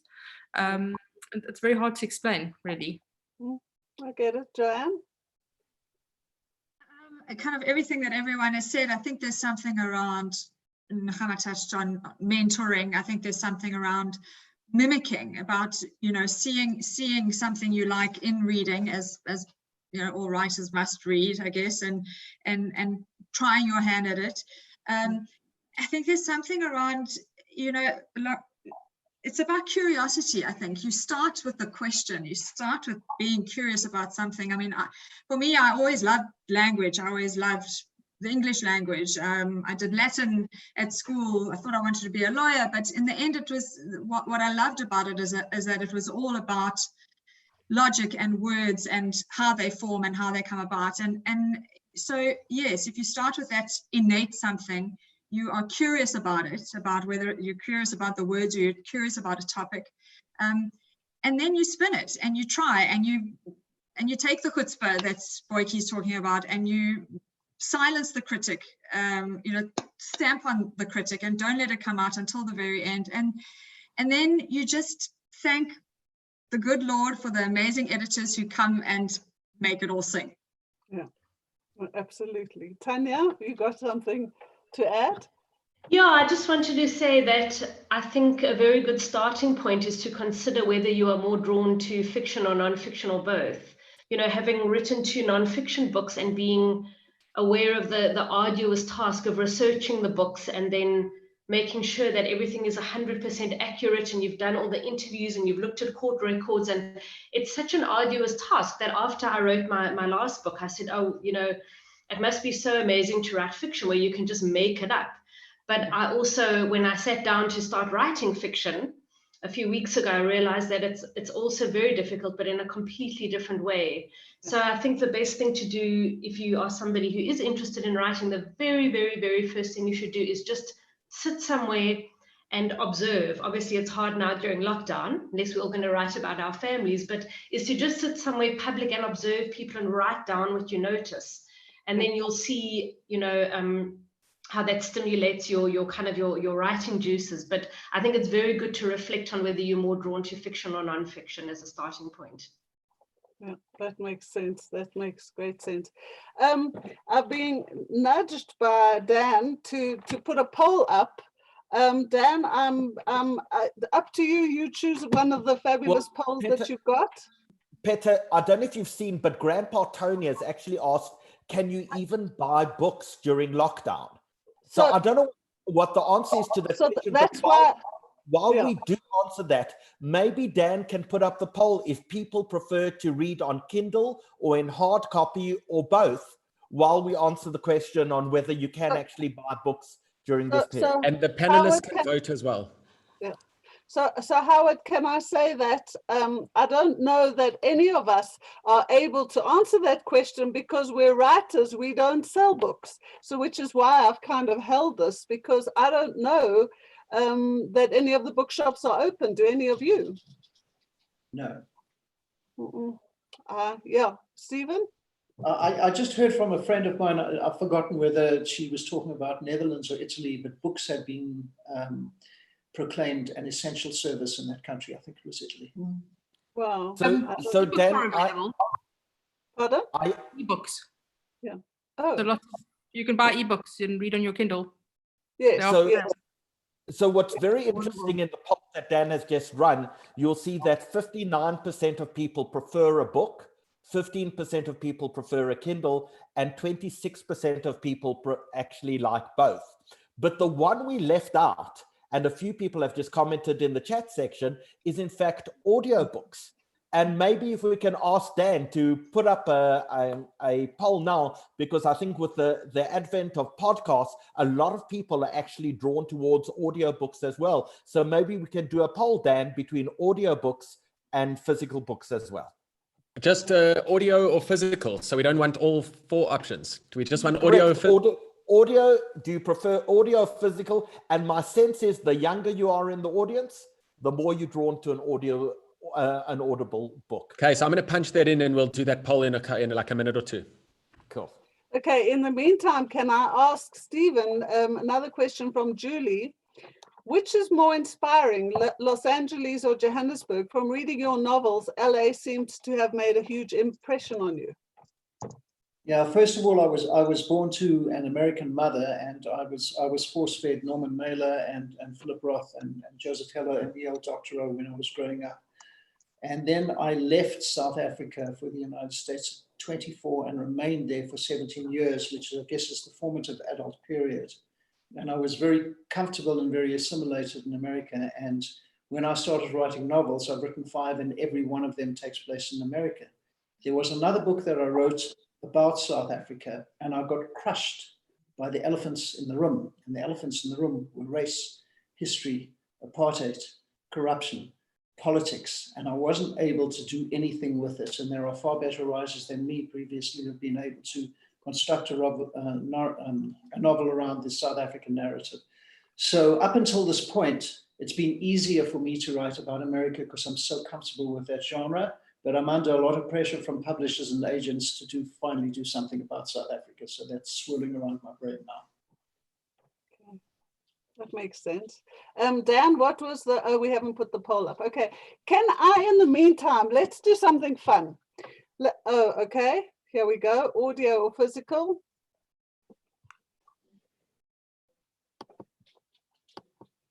Okay. Okay, I'm going to give it another about 10 seconds. About 180 people have voted, and the results are very, very interesting. Stay tuned.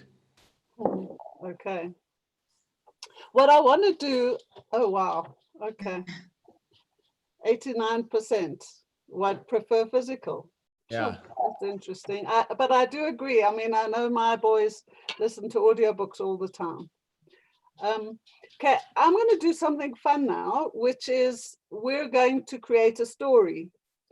It was a game I used to play when I was a kid, and I would say a sentence and then somebody would say another sentence, and let's create a short story about being in lockdown. So I'll start, then go to Joanne. Let's just make an order so we don't have to stop. Go to Joanne, to Tanya, to Johnny, to Stephen, to Nechama, to Mandy. Okay, and I'm going to start. I was alone.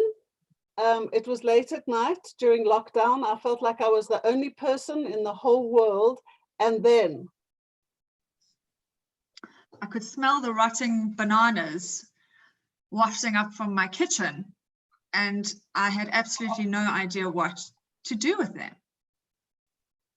However, when I arrived in the kitchen and the fridge light wasn't working, to my absolute horror, I discovered that this was not a banana that was rotting in the kitchen. And I really didn't know, I didn't want to know what it was. So I closed the kitchen door and went up to my room and tried to think about something else. Stephen. But then I remembered when I was standing at the kitchen and closing that fridge door, something struck me. The kitchen door to the veranda was open and I knew I had locked it. Zechama, we can't hear you. We can't hear you. No, Nechama, Nechama? Can't hear you. Yes, you need to stop unmuting me. Okay. So the kitchen door was open. There was a drip, drip, dripping noise coming from outside. Mandy. And then I switched on the TV and the president said, "My fellow South Africans." And then I went to find the banana bread.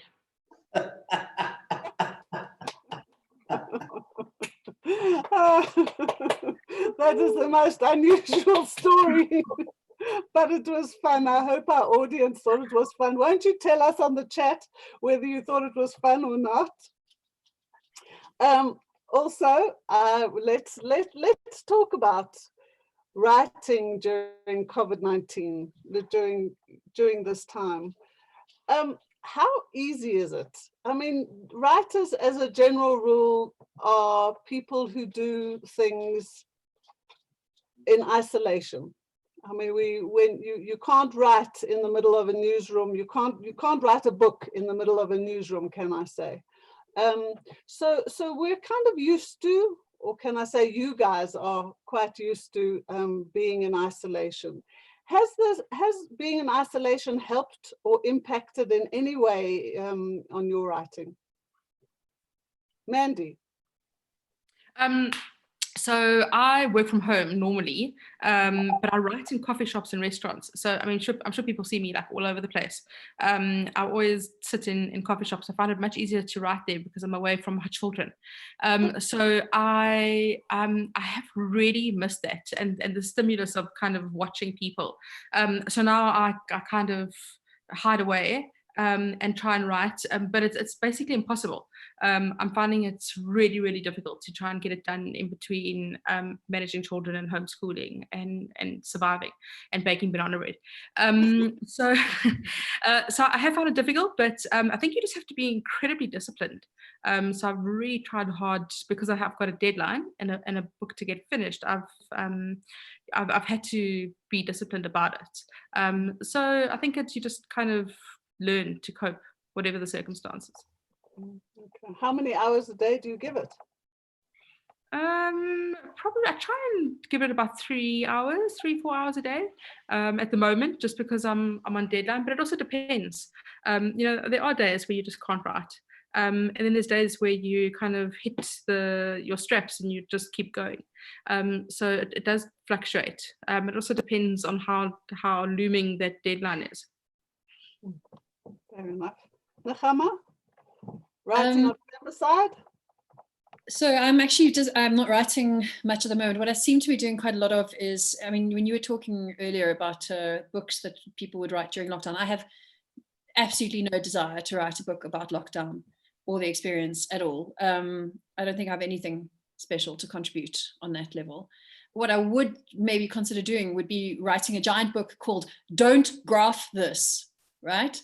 And the only thing I would do would be like telling all these people to just step away from the graph machines and step away from all their stupid data wrapping programs, because we have a flood of misinformation. And so I used to work for Africa Check, and I also teach data and how to use it. And I'm frustrated with people doing that. So I'm basically pouring all my writing energy into tweeting and correcting people about graphs, which is not very rewarding because nobody likes being told off.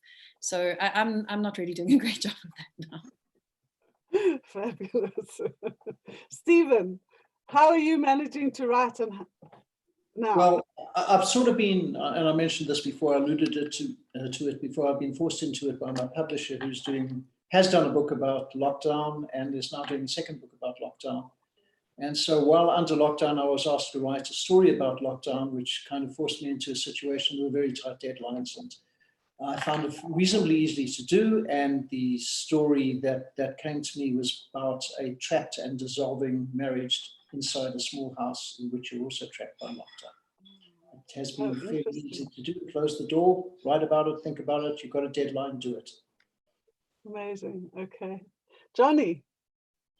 So, I mean, I find myself really anxious about everything going on in the world. I think that we're living in a time of extraordinary uncertainty that we haven't lived through before, you know, including in the late 80s and early 90s in South Africa.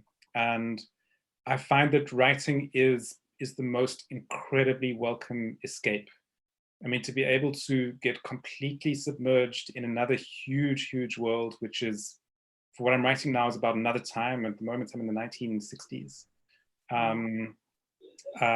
It's, yeah, I kind of need it more than I ever have before. It's wonderful that it's this place to go to, this place to get lost in for hours at a time, and then you come up for air and have a look at what's going on in the real world. It's really good to alternate between the two. That sounds amazing. Joanne.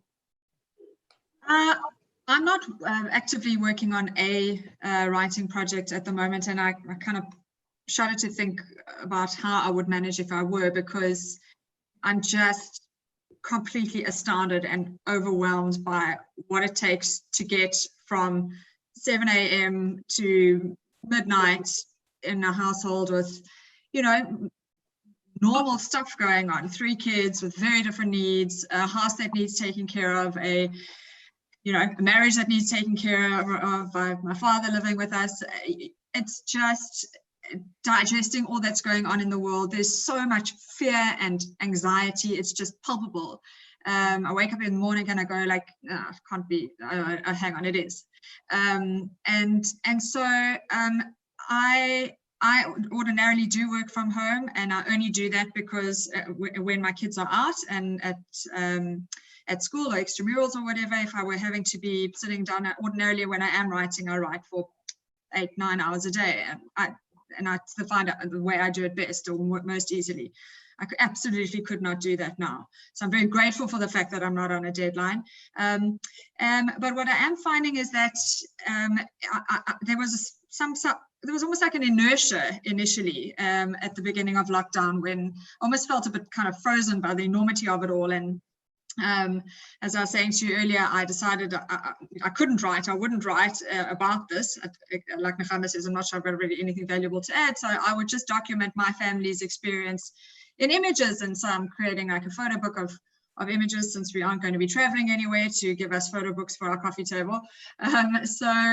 So, and you know, that's helping me kind of look through the days, see what it is that we're doing. But the pressure to be productive and the pressure to produce something that isn't merely mothering and keeping my family alive and thriving and surviving is something I'm trying very hard to resist. And I've read so many articles about the fact that we are grieving. We are in a state of a 6th stage of grief. We have anticipatory grief. We have about all that's still to come for South Africa. These are such massive things, and for me, I'm not easily able to grapple with them in writing. Johnny, you know, I wish I were absorbed in that way. Yeah. And Tanya, you don't have a choice. I mean, you're in it on a daily basis. You may not be, I don't know if you're writing a book at the moment, but on every single day, you're in the thick of it. So yeah, I think you know, all writers, I don't know about all journalists, but certainly all writers and many journalists are introverts. I think maybe I'm just projecting here, because you know, I like to be on my own, and I like to be writing, and I like to go very deeply to go deep inside my head and just write and write and write. Even though I work full time at the Sunday Times, I do often work from home just because I'm so much more productive. But then, you know, even if you're an introvert and you love that process of immersing yourself in your cerebral processes and you're busy writing, and then you know that after that you're going to reward yourself with a coffee at the local coffee shop, and you're going to be crowd watching, and maybe you'll chat to, you know, a friend will join you for 20 minutes, or you'll bump into someone out in the world. So I think it's quite hard to to be immersed in it, but to not be able to recharge your battery by going out and doing things. So now as a journalist and having a permit to be able to go out and do those things, I'm also sometimes nervous about what's floating around out there. So I think maybe I can say for all introverts, not necessarily just writers, it's a strange time, because on one level you think it's a dream come true, that you don't have to socialize and that you're trapped at home, and then it's be careful what you wish for. Yeah, no, absolutely. Absolutely. Can we now go to our second group who are already on our screen? Rabbi Stephen Krawitz and Cindy Moritz, who are going to tell us about the books they're reviewing. Stephen, do you want to start? Okay, thank you. Yes. One book that I've finished reading, it's the fifth in a series of thrillers. I often think that thrillers are fantasy, these type of action thrillers are really fantasy for males, for fully grown adult males. The books are the Orphan X books. They're written by Greg Hurwitz. He's a Californian, he's an American. He's been in South Africa once. I interviewed him on KFM when he was here. The Orphan X program is a fictional program. It was made by the American government to train covert operators to go into countries and knock off people, but the American government had total deniability. Orphan X, real name Evan Smoke, went rogue. He went off the radar. He built up a lot of money in secret bank accounts, and then he becomes nowhere man. And if someone's got a problem, he can solve their problem for them. The first 4 books is trying to escape the last traces of the Orphan X program. In the 5th book, which is called Into the Fire, he deals with things beyond the American government and the Orphan X program. It's one of those books you read these books not to see how Orphan X gets out of the situations that Greg Hurwitz puts him into. You read the books to see the situations that Greg Hurwitz puts him into. So this is the 5th in a series. They're all worth the read. As I said, total fantasy for anyone, males, females. It's great escapist thrillers. The next book I'm going to talk about, I love Greek mythology. Stephen Fry has written 2 books on Greek mythology. The first, Mythos, and the second is called Heroes. I've just finished Heroes last week. It is a fantastic retelling of some of the great Greek mythologies, the great human heroes, from Hercules to Atalanta, the men, the females, Jason and the Argonaut. It's great fun, and his footnotes are hilarious. And his ability to wrap the Greek mythologies up and make them relevant. Someone I saw asked a question for a very good non-fiction book. I'm reading Carl Zimmer. I read a lot of books at the same time. It's a book called She Has Her Mother's Laugh, The Powers, Perversions and Potential of Heredity. It came out in 2018, and it's all about genetics. It's a fascinating read, and he makes it so easy to understand.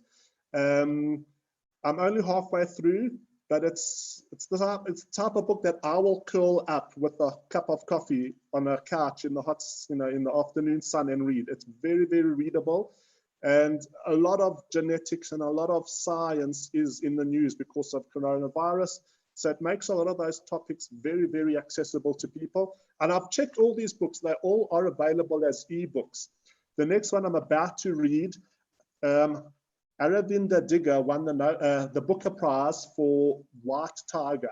I think if you want to know why Asia's rising and you want to know India and why it's going to be a big power, I think Aravinda Digger, some of his books actually give you a great insight to rising India. His previous book to this one is made into, it's called Selection Day. It's been made into a Netflix series. His new book is called Amnesty.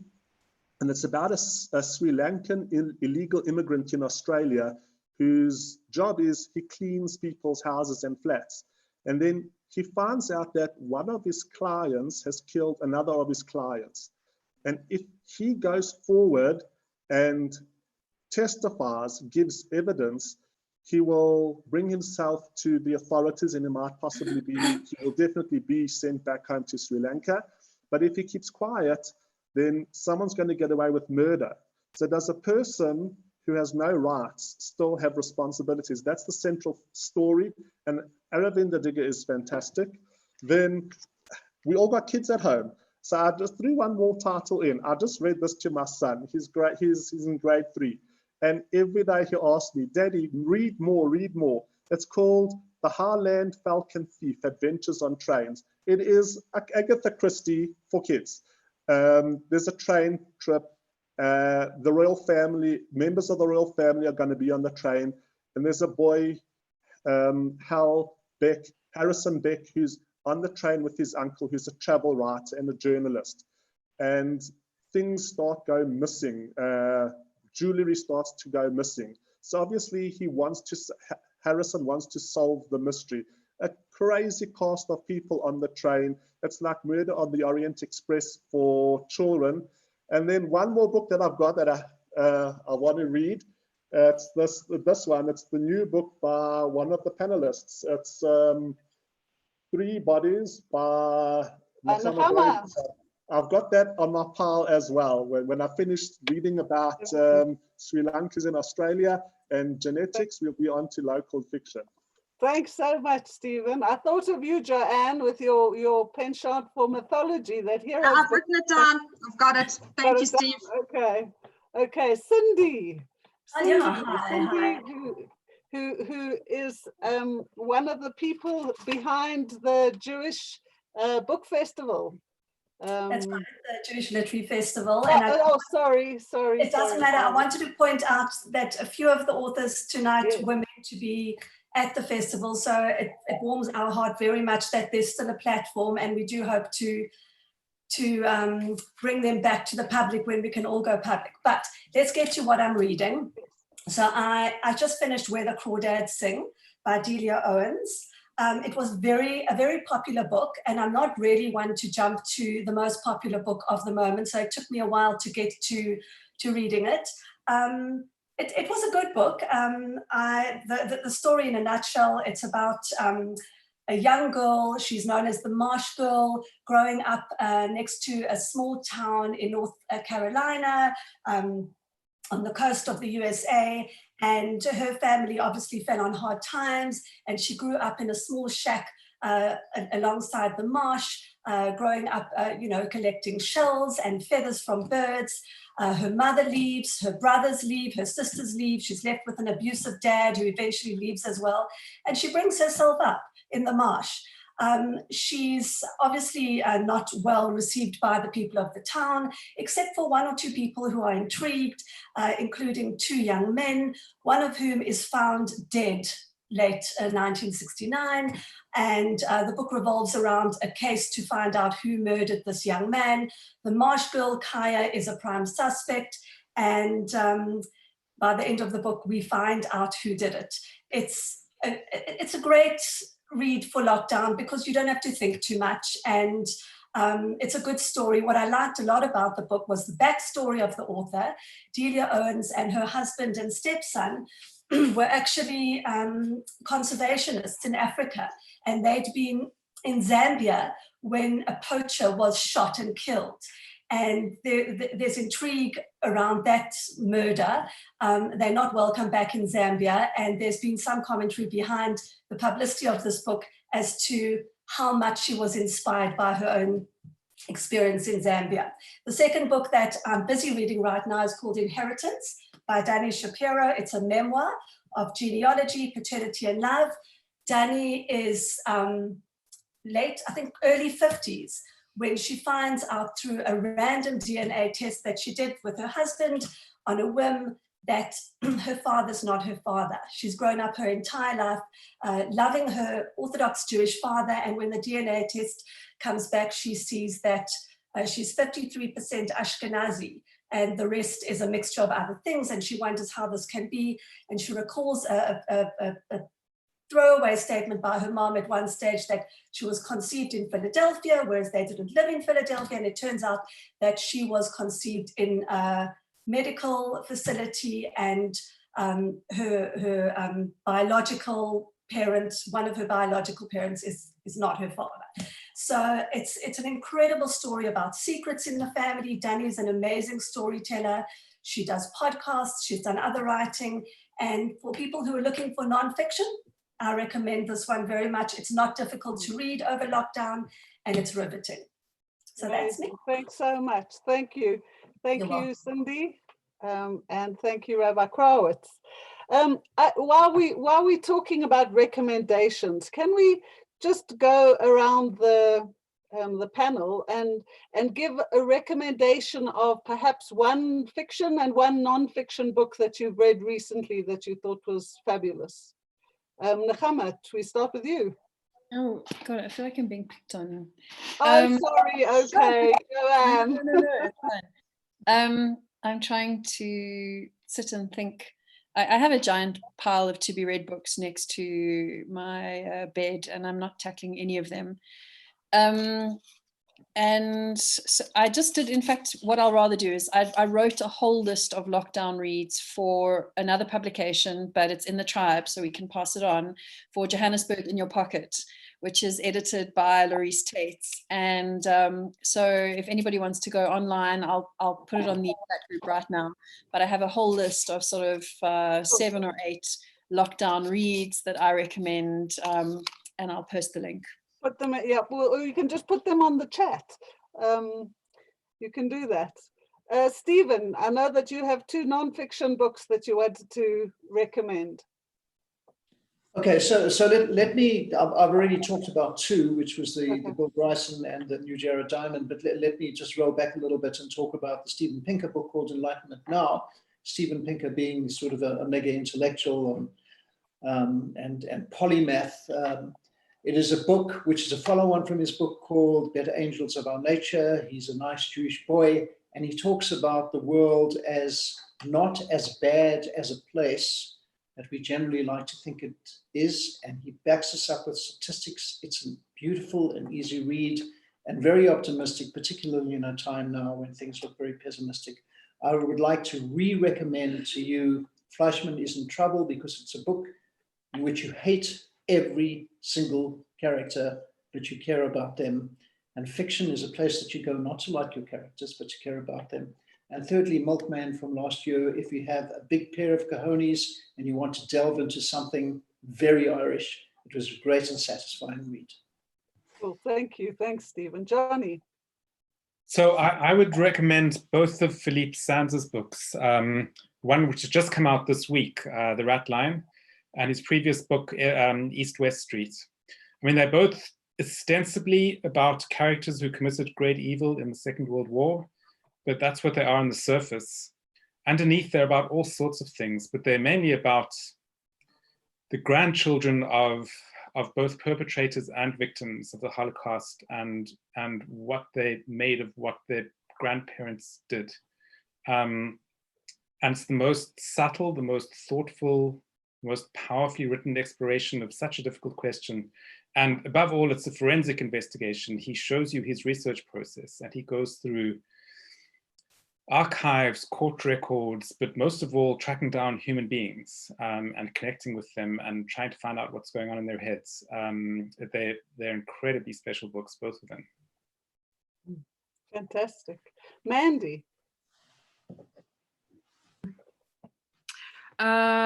East-West Street is great. So it's one of the best books I've read recently. I would recommend this. It's called She Said.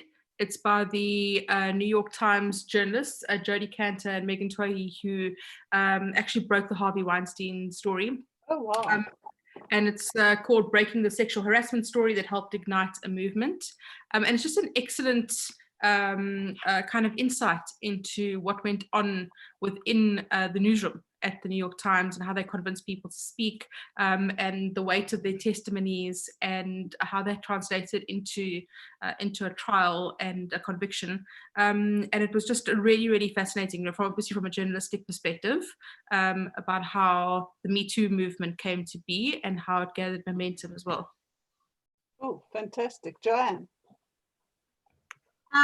So fiction, a relatively recent discovery to me is John Boyne, A Ladder to the Sky, and well, A Boy in Striped Pajamas, which I actually haven't read, and The Heart's Invisible Furies, and those were just absolutely astounding books, which I really enjoyed. And nonfiction, I recently read another literary festival author who was coming from the UK, who did come from the UK, is Thomas Harding.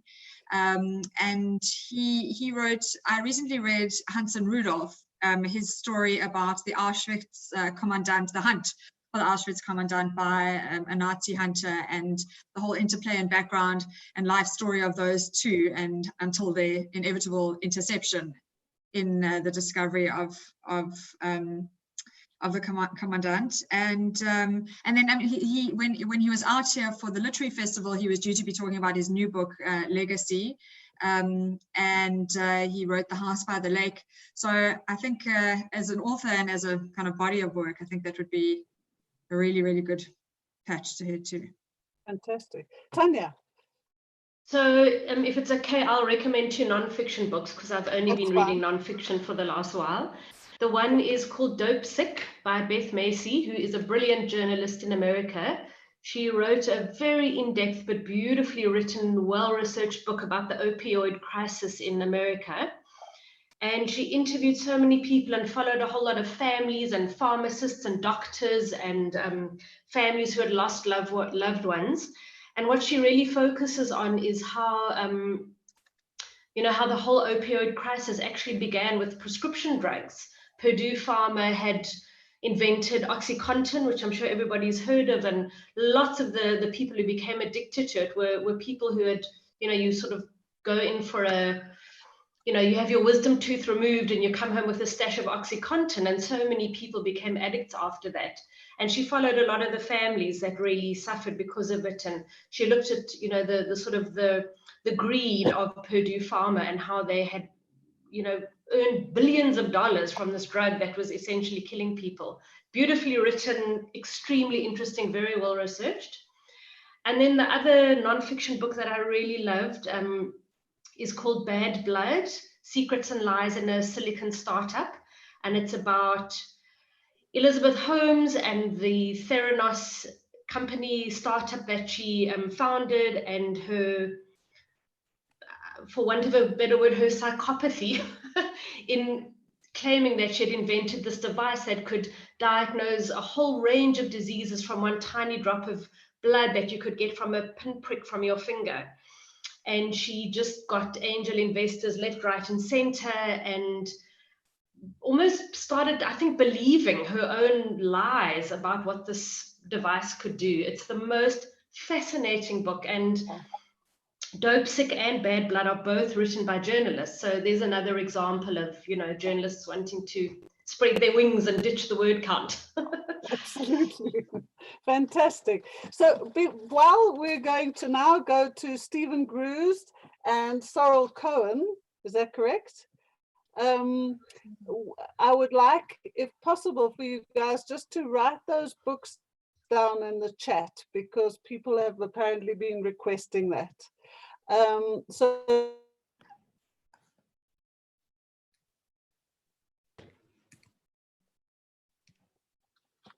Sorrel, can you hear me?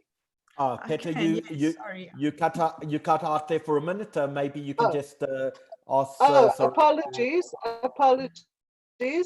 I'm not sure what you missed. Okay, but we have 2 more reviewers, Sorrel Cohen and Stephen Gruz. Sorrel is also a lover of books, especially those about World War II. I don't know if any of you heard right at the beginning, she was speaking about that.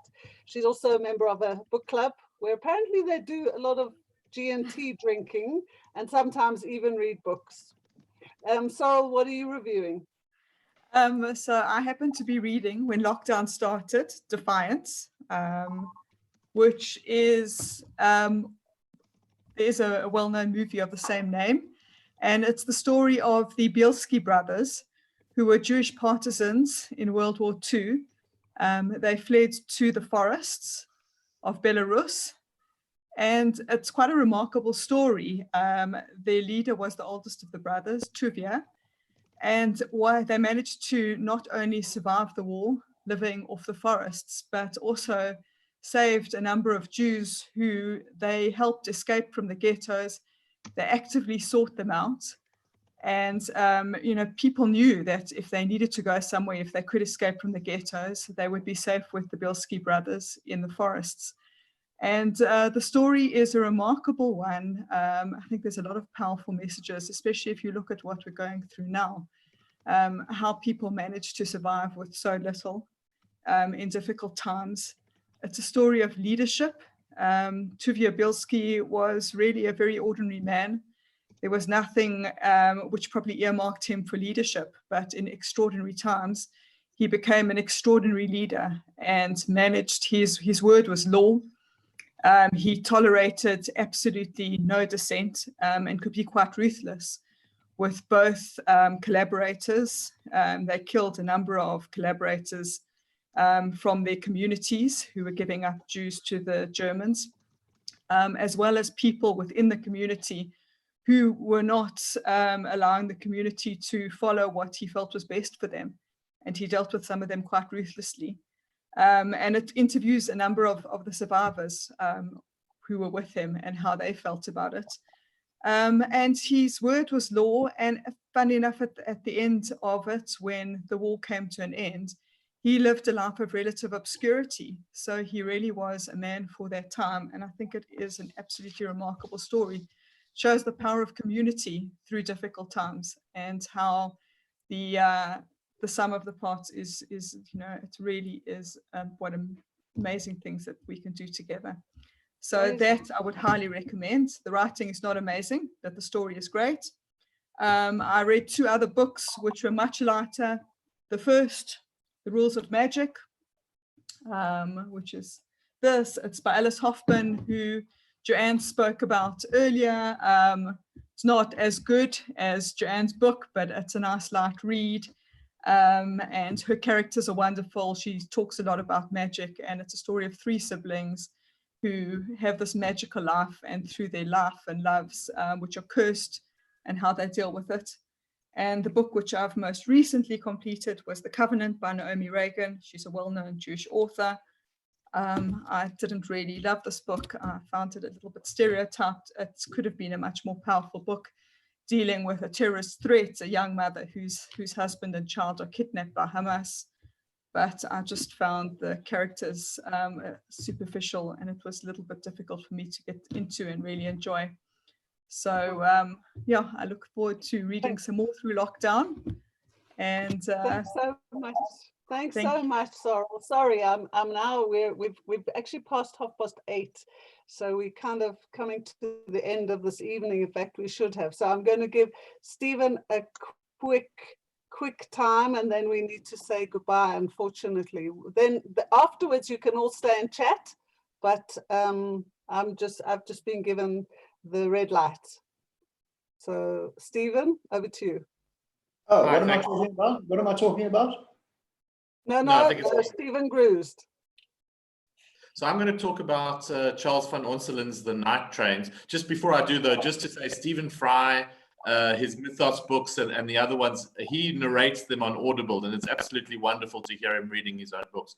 But this is a remarkable book about a story that not many people know.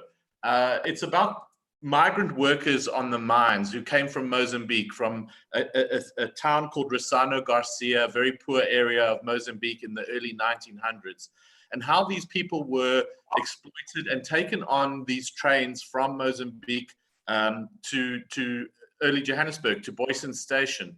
And it is incredibly powerful. It's scary. It's sad. The author is so passionate about it. And, you know, a lot of them had mental illness when they were finished on the mines. It was such backbreaking work. They were taken back. There were accidents on these trains. And what was, you know, quite shocking was the collusion between the mine owners and the railway operators. And they didn't even consider these passenger trains. They were considered freight trains. And the freight was people.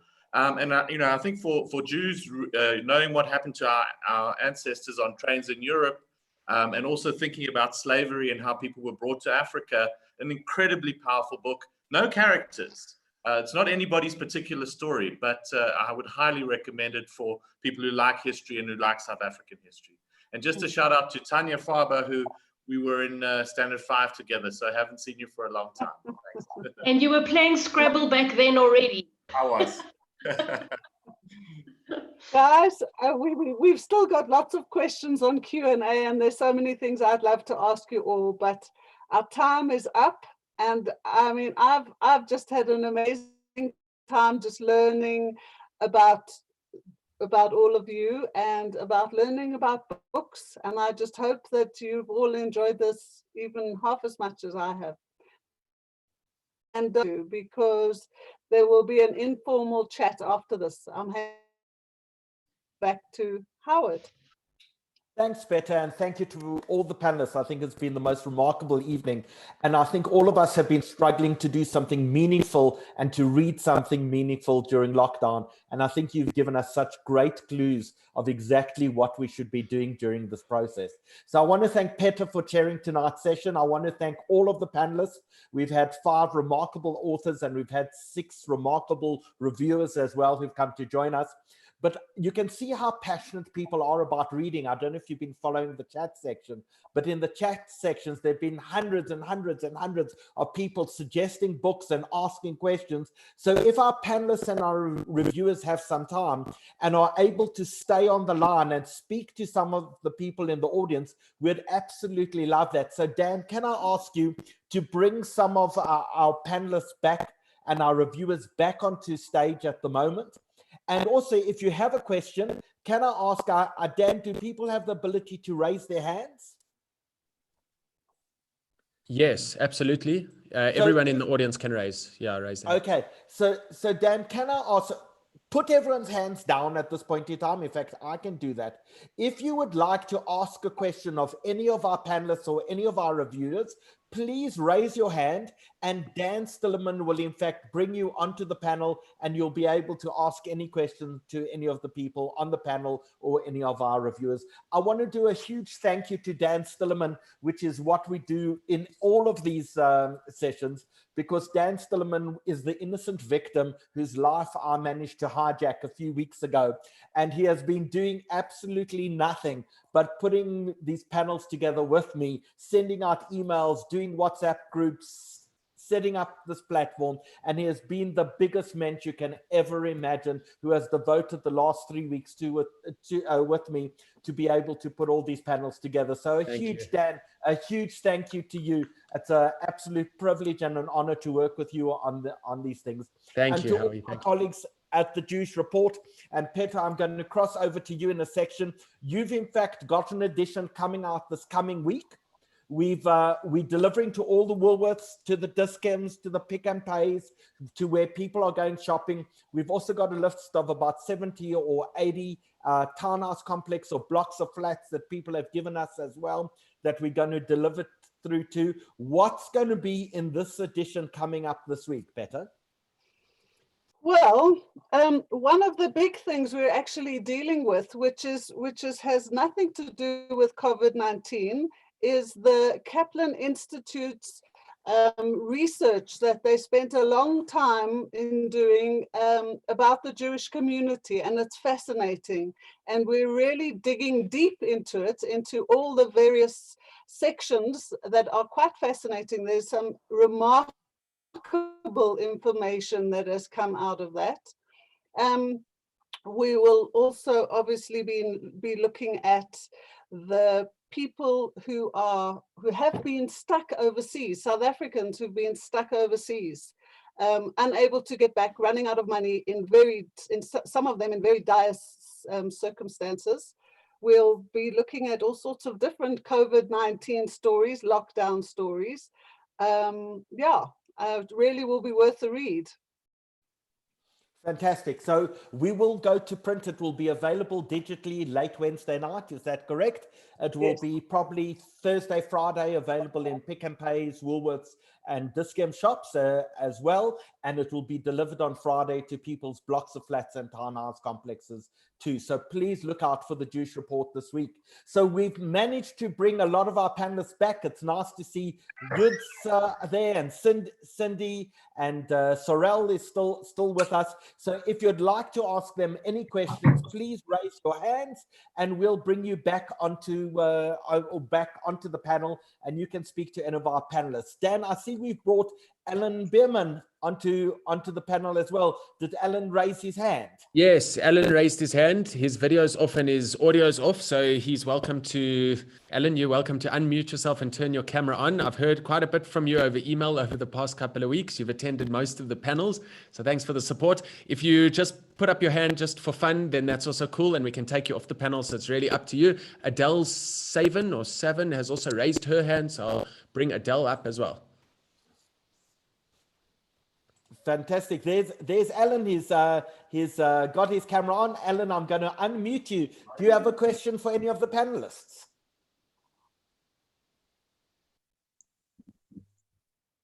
Alan Bierman? You're live with us at the moment, Alan. Are any of the local authors thinking of issuing audiobooks?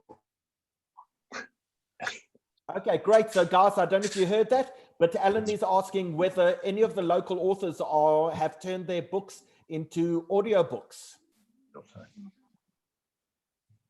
So Joanne, maybe we can start with you over there. Are any of your books, I'm having some difficulty unmuting there. There we go. Are any of your books available as an audiobook? And if so, have you read it yourself? They are not, despite quite a lot of discussion around that.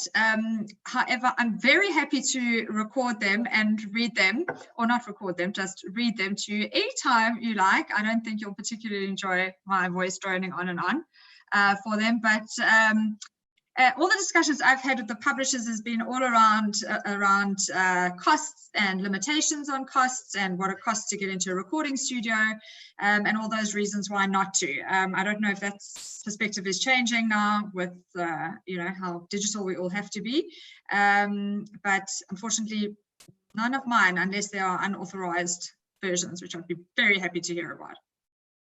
Before we go on to Boyke, I don't know if you know, Natanya Porter, actually what she did during lockdown was she read Harry Potter, and she sent out a chapter of Harry Potter every day. She read it herself to people, and you could actually listen to Harry Potter. It was one of the most beautiful things by a young South African during this period.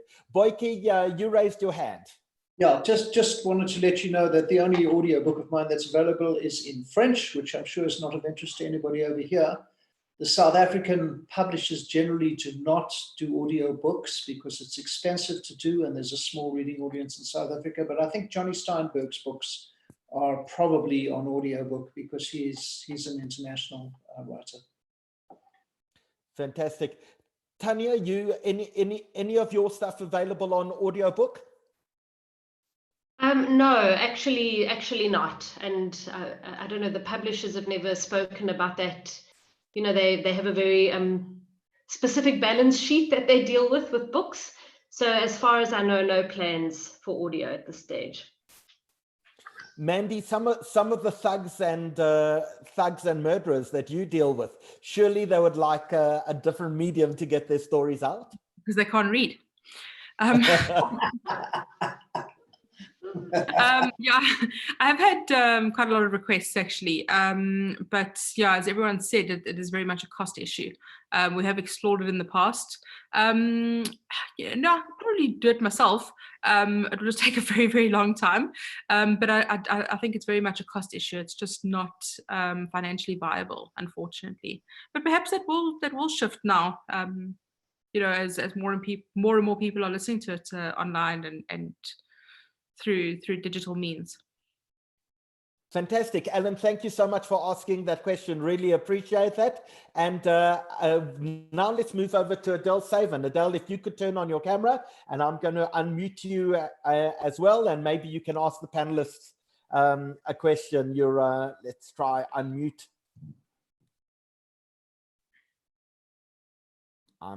Dan, maybe you can help me unmuting Adele. Adele raised her hand. And if anyone else would like to join us on the panel, please feel free as well. Raise your hand and Dan will bring you. I think Ellen was trying to say something else. Let's just check in with Ellen quickly. I'm going to unmute him. Ellen, you there? I was just going to say, there's an amazing old English authoress called M.C. Beaton, who writes the most incredible mystery books, and her audiobooks, read by British people like Penelope Keith, are a wonderful example if you want to hear how a wonderful audiobook should sound like. Excellent. Thank you, Ellen. Thanks for Fantastic. joining us on the panel. I'm going to ask Yuds, because Yuds, you in fact read an absolute fortune, but has audiobooks actually featured in your life at all? And podcasts, do you do that as well? Yes, I love podcasts. I listen to it mainly in the car when I'm schlepping kids. I especially love the Oprah podcasts, but I listen to a lot of health podcasts. I'm not mad about audiobooks because I actually like to physically hold the book, and I do read a lot on Kindle, but I do love podcasts. Yeah. So besides for Oprah, tell us what else. And bizarrely, we've had this huge request: bring Yuds back. We want to hear more of her reviews. Going through. So tell us one or two other podcasts, but also give us another recommendation of a book or two, because you seem to have this massive following amongst people who've been watching tonight's show. So I think you've caught me off guard. Actually, just before lockdown, I read a Hebrew book, funny enough, by Yair Lapid, who obviously is just been ousted now. So that was a great book, but that was in Hebrew if anyone's interested in reading a Hebrew book. I read, I'm trying to see, I'm actually reading more of this type of books, which is Carolyn Myss, Sacred Contracts. I'm in the middle of that right now. So I don't only read fiction, I also read nonfiction. Yeah, I just can't think of everything on top of my head. Fantastic. I'm going to ask that same question to Sorel, if I can unmute you. Dan, I don't know why I'm having such, there we go. Sorel, talk to us about audiobooks. When you're in the car, are you talking to your kids when you're in the days when you were still allowed to drive? Are you talking to your kids, or are you listening to audiobooks? I don't tend to listen to audiobooks that much. I actually quite like them. I find a lot of the time they have phenomenal authors reading them, or actors. So when I do listen to them, often on game drives, just because you've got time, my trips are not generally long enough. But I remember one which I listened to, which was fantastic, was the How to Train Your Dragon series, which is a series of kids' books, and they're wonderfully written and wonderfully read as well. But I don't listen to many audiobooks on the whole. I'm going to go to Cindy Moritz in a second. I want to give you mine, if I can, on audiobooks. The two audiobooks that I've loved most of all. The one was, in fact, Bill Clinton's autobiography, which he reads himself. And that for me was just so remarkable and special, because you get a real sense of the man reading his own autobiography. The other, just if I can go for my favorite piece of fiction, which I struggled so hard to read, and it was just mind-blowing as an audiobook for me, was a book called Fugitive Pieces, a bit of Holocaust fiction. I found it impossible to read on paper, but absolutely magnificent to listen to as an audiobook. Cindy, talk to us about audiobooks for you. Well, I don't really listen to audiobooks. I've listened to one, I tried in my car. Cape Town's small, so we don't drive long distances, and I found it disjointed. And if I try to listen to audio in bed, I fall asleep. So I'm not a big fan. The one that I did listen to, the name escapes me, but it was about the radio in the Holocaust. I'll put it on the chat. I can't remember. It was a good book. The format of audio is not for me, but I listen to lots of podcasts. I like the shorter format for podcasts. I listened to a variety. This American Life was the first podcast series that got me started, but I listened to Tel Aviv Review, Tel Aviv Review of Books. I listened to the New York Review of Books. I'm a big fan of podcasts because they're short, and if I'm preparing dinner, I can listen in the kitchen and I'm not going to fall asleep.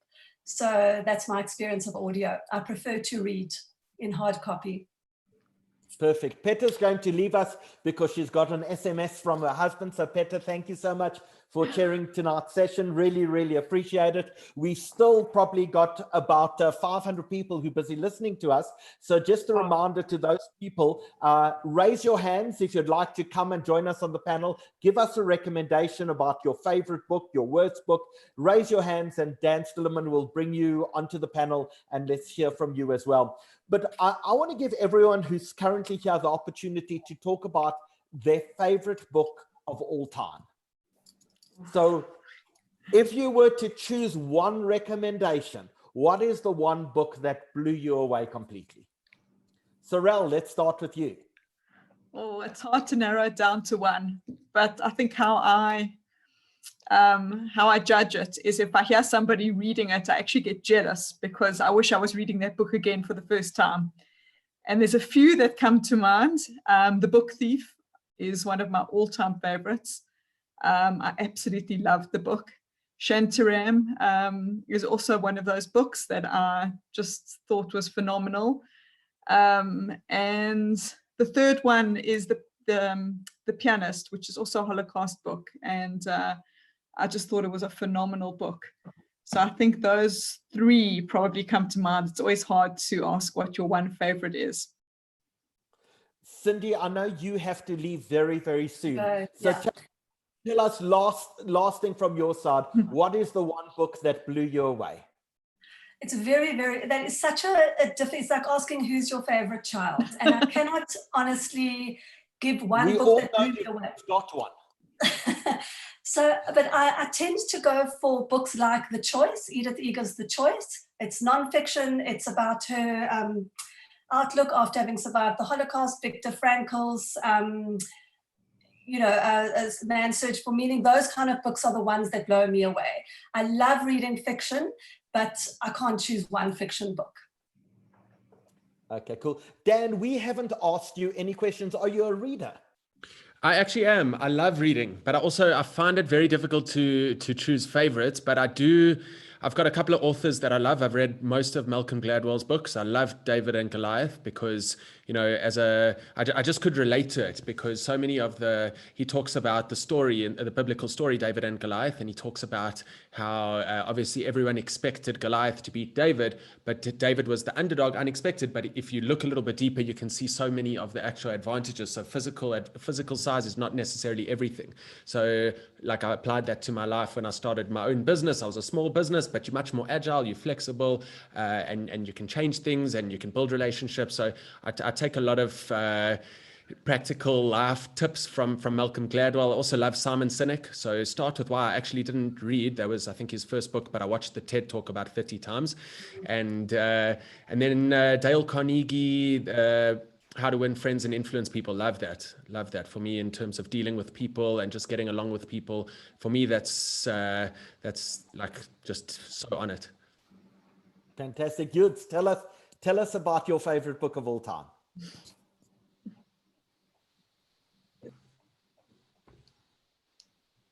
Okay, sorry. Yudes, you're muted. Someone must unmute. Okay, Yudes, you're back with us.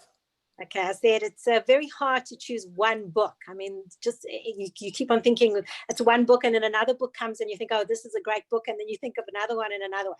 I think the one that I always go to is Wayne Dyer, The Erroneous Zone. I absolutely love that book. I love the Brené Brown books. I love The Book Thief. That was one of my favorites. But generally, every book is a great book. We're about to go to Rose and ask Rose because she's asked to join us. Just a reminder to everyone on the panel or to everyone in the audience, if you raise your hand, we'll bring you onto the panel as well. And Dan has set up a questionnaire. What sort of genre do you like most of all?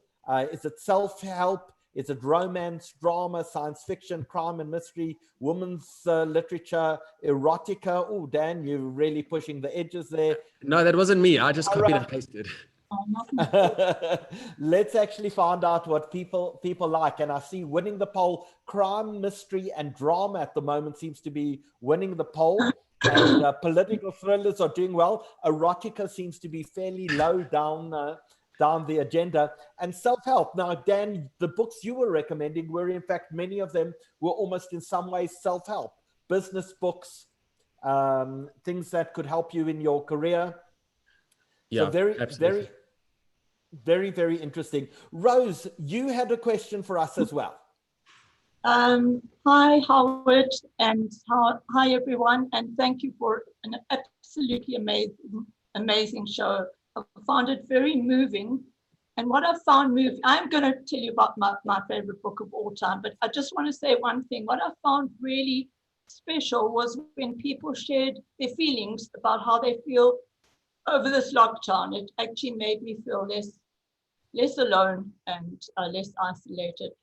But I want to tell you about my favorite books, and well, they're two, and they are by Hilary Mantel, and there seems to be a revival. People are talking about her a lot with her new book. I don't know whether it's out yet, but it's coming out soon. So my favorite books are Wolf Hall and Bring Up the Bodies, and I love the fact that she presents Cromwell in a more sympathetic, a more rounded, not the villain. It's a very complex story, and of course he's balancing all kinds of different aspects, trying to survive, and yet he's a very pragmatic. And the fact that he rose from an abusive childhood to become this amazing, most important person next to Henry VIII. I find that whole period very interesting. And of course, the whole aspect of the plagues and the king rushing to leave his castle, to leave London when the plagues come on, that is somehow there's a bit of a connection with our time. So thank you. Rose, thank you so much for joining us. Won't you just give us the titles again of the books that you recommended, please? Yes, absolutely. So the first one is Wolf Hall, sorry, I'm falling off my chair, WOLFHALL, Wolf Hall. And then the other is Bring Up the Bodies. Now, she wrote these over 10 years. And the third one, which has something to do with a mirror, is she's got different perspectives now, because there's been a play, there's been a TV series, and somehow it's informed her books. So I'm a bit nervous about the new book. Is it going to be a disappointment, or is it going to be as amazing? So it's Hilary Mantel, Mantel. Yeah, is that okay? Yeah, That's fantastic. Thank you to my fantastic. cousin Morris and Rose. Thanks for joining us on the panel. Thank you. Thank you. Well done, in guys. fact, Grandpa Tony actually tells us he's busy reading those books at this very moment. So it's fantastic to know that, in fact, there are other people busy doing that too. Cindy, can I ask you, do you belong to a book club? And I feel men are not permitted into book clubs. It's kind of one of those things that seems to be restricted to women. And what happens in these book clubs? Oh, let's unmute you there. Yeah. Right. I used to belong to physical book clubs. Back in the day when I started having children, we used to meet and make dinner, and it was all chatty. But over the years, and as Facebook and digital started to evolve, the physical book club fell away, and I belong to these amazing Facebook book clubs like Read Any Good Books Lately, Born to Read, Good Book Appreciation Society. There's even a Jewish woman book club on Facebook. So that's where I get my inspiration from, and I hear different opinions. There are men and women on the Facebook book clubs. Everyone is welcome. So it's a really nice place to get ideas and to get some good suggestions. I also actually host a book show. So in a way, on radio in Cape Town, on FMR. So in a way, I provide a book club for people myself once a month, whereby we select the books and review them and suggest them to others. So I have, I suppose, moved on from the physical meeting of book clubs. I do miss it. I loved my book clubs. It was a great social activity. But as Sorrel and you'd say, not everyone's reading all the time. So if you're really in it for the books, it's probably best to go onto Facebook and keep the socializing for when we can go out and socialize. Fantastic. So just a reminder to people that if you'd like to join us on the panel, ask some questions, give some recommendations, we'd love to hear from you. Just please raise your hand at the bottom of the screen. You'll see there's a hand raising functionality, and we'd absolutely love to hear from you. So Dan, you've put up a poll and it's asked people who are busy, and they're probably about, looks like about 500 people still on the session. You've asked people, are you part of a book club? And people are busy voting now. About 43% of people are on a book club, 45% says no, not for me, and about 12% says no, but I'd really love to. So that's quite amazing. So Sorrel, tell us the secret. In your book club, you've got a bunch of people. Some are serious readers and some are just alcoholics who come for the wine and the gin and tonics. This is Jewish book club. It's more for the food, Howie. So tell us, how does everyone get on, and do you all read the same book at the same time? No, our book club went digital quite some time ago.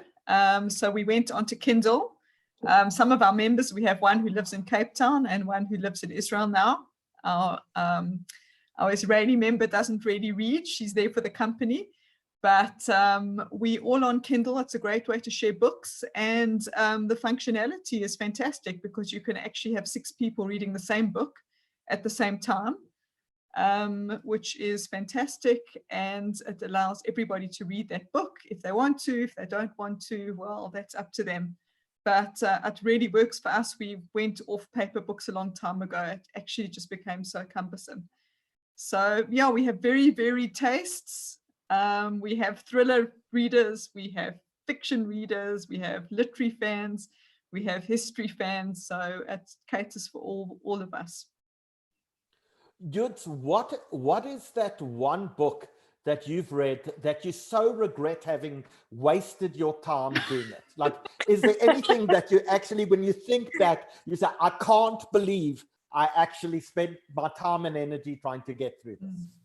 So I think that when you get to my age, you kind of think to yourself, okay, if I'm not 20? into it, yeah, 25. If I'm not in after the first chapter, it's out. I think I used to have a lot of guilt when I started reading books and I wasn't into it, and I would like persevere. But now I keep on thinking, you know, there are so many amazing books out there. It's not worth your time to spend it on something that doesn't catch your attention. So you've got an amazing team of daughters out there as well. How are they readers too? Have they kind of picked up what you've done, or is reading not quite their thing at the moment? All 3 of my girls read an absolute fortune. Actually, the entire household reads a fortune. There are books everywhere. Now that we're in lockdown, I'm trying to like clear the bookshelves because we have got so many books. Yes, they all love books. All my girls thankfully love books, and now they're at the age where we can actually even swap books. So everyone's grabbing everyone else's Kindle, taking books from each other. So yes, it's the whole family. And Neil, obviously, my husband, loves all the motivational books, so he's got a fortune of those. Well, he in fact gave me a copy of a biography of Vladimir Putin, which I absolutely enjoyed. That was my recommendation. Your recommendation. I have a strange obsession with Vladimir Putin, which my book club also knows about, and I love that book. So I see, Dan, from the poll that you put out, tell us what people are saying about when they give up on a book. So it looks like some people give it a few pages. Then we've got 33% of people after the first chapter, and 42% of people actually give it until the end of chapter 3. before they give up. And we have 3 people who are diehard fans who say, I never give up and always read until the end, no matter what. And no people said, if I don't like the cover, I don't bother. Maybe no one got to the option number 5 because there was too much to read there. So they quit after 3. Cyril, there's certain, you must find this, Sorrel, introduce us to your dog before you go on. This is Guinness, he's my book club fan, or my book companion. And I see he likes the screen as well. He seems very engaged on the screen. He likes to sit on my lap, yes. So often you go into people's home and you see a book lying on a table or on a coffee table, and you think, I'm convinced that person hasn't read the book. They've actually just left it out there to try and impress me. So we actually asked this question the other day because everyone during lockdown has been talking about man's search for meaning. Yeah. And we actually said to people who have the book, and about 68% of people said they own the book. But I'm really questioning whether, in fact, any of them have actually ever read that book. What are the other books that you've seen that people have left lying around to try and impress you, but may never have read? So funny enough, sorry, go Cyril. I think the Nelson Mandela biography, the Long Road to Freedom, I think was one of those books. It was an obligatory, The Long Walk to Freedom. I think that was an obligatory purchase in every South African household. I'd like to know how many people actually read it. By the way, Wax is asking, who's the author of the Putin biography? I'm going to find it for you on Goodreads. But it was called The Last Tsar. The Last Tsar, the New Tsar. Or the news, maybe the New Tsar. Absolutely amazing. Do you have any books that you've seen on people's bookshelves? Sorry, we're actually asking people now. So the poll in front of your face again. Have you read Man's Search for Meaning? And by read, we mean actually read it to the end. Yes, I've read it. I've actually read it more than once. I think it's an amazing book. Yes, I have read it more than once. And it's on my bookshelf, and I keep on taking it out and putting it back, reading it again and putting it back. So yes, I think it's an outstanding book. The Choice was also an outstanding book. Dan, tell us the results of our poll on Man's Search for Meaning. Yes, we got 65% of people saying no. But Howie, last time was it 68% saying no or yes? No, 68% told us that they had the book. But we don't think anyone's ever read it. I can tell you that the one book, I think probably the most purchased book that has never ever been read, probably besides for the Bible, which people seem to have but never having read. But I think Stephen Hawking's A Brief History of Time is probably the one book that you see on people's tables and you know they've never ever gotten through that book. And if they have, they probably got stuck in the black hole section because nothing ever escapes a black hole. Yeah. Just a reminder to people, if you'd like to join us on the panel to ask some questions or have a discussion, tell us about your favorite books, please come join us. So in fact, we're busy promoting Aaron at the moment. I saw your Aaron Gersh, your hand was up. So we've promoted you onto the panel. Please come join us. Tell us what you're reading. Tell us what you love. Tell us what you hate. But please come join us on the panel and let's make this as interactive as possible. So please feel free to raise your hand and come join us. Interestingly enough, our estimates are we've had well over 2,000 people participating this evening in both YouTube and on Zoom. So it's fantastic to have such an amazing audience talking about books tonight. And Aaron, welcome and nice to have you on the panel. Oh, thanks so much. I really wanted to just tell you something about Kindle that very few people seem to know. If your Kindle has a text-to-speech function, it can read any book to you. So you don't need to buy an audio book. And believe me, I've read some books this way by, traveling in the car, just put in my earphones and read by the Kindle. So Aaron, I actually spotted your message in the chat earlier and I'm going to paste it again here because it got my attention and then there was just so much chat going on. But that's brilliant. Didn't know that. I'm reading Gary Wilson's Your Brain on Porn and comedian Rosie Wilson's Is Monogamy Dead? It's all about relationships and love and sex and all that jazz. So Aaron, tell us a little about that first book, Your Brain on Porn. Yeah. What happened was that, you know, 100% of young people are on porn because of this on the Pornhub now, and so they could not find a group of people who are not on porn in order to be able to study the effects of porn, to have a group that's on porn and a group that's off porn. A control group. Yeah, a control group. So what slowly happened was that certain men in men's groups were giving up porn and seeing what the effect was. And I mean, a lot of the studies in the last sort of 10 years or so, since there was high-speed porn on the internet, apparently young people have been having things like erectile dysfunction. There's all sorts of effects of porn. For instance, you know, the idea that what they see on porn is the way they should be sexually, or that the women that women should be like those porn models, things like that. So very interesting stuff. So it's all about like trying to encourage people to have sex and love with a real person rather than by pornography. Yeah, good stuff. Aaron, that sounds like an amazing and fascinating read, especially the fact that you can't find a control group that's not in fact participating. So thank you for joining us. Now they have it because there's thousands of men who've sort of given up porn, and you know, and they're studying the effects on the brain, even with MRI scans and things like that. It's fascinating, yeah. So Aaron, before we let you go, tell us, what is your favorite book of all time? What would you recommend to people? Boy, you really ask hard questions. I don't know. I mean, Man's Search for Meaning, I've also read a few times, by the way. I loved Siddhartha by Hermann Hesse, or The Clown by Heinrich Boll. That's all I can think of. I'm sure I can't even think of them. I'll tell you tomorrow. You know, 24 hours. Okay. When you're my age, you've got to wait 24 hours for the right answer.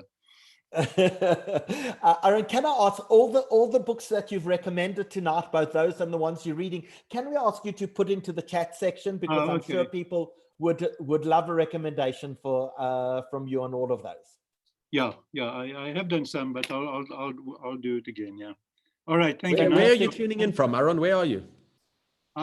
Oh, I am in heaven. Aren't we all? No, you are not. I am on an organic farm in Wellington. Oh, wow. Oh, fantastic. Farm. I have the wide open spaces. I go for walks with 6 dogs.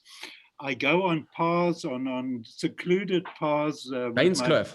Mountain bicycle, not Bainscliff, no, secluded gravel paths in the mountains where nobody can even see me, and where I'm not irresponsible in terms of the virus. So I really am better than probably 99.999% of the whole planet.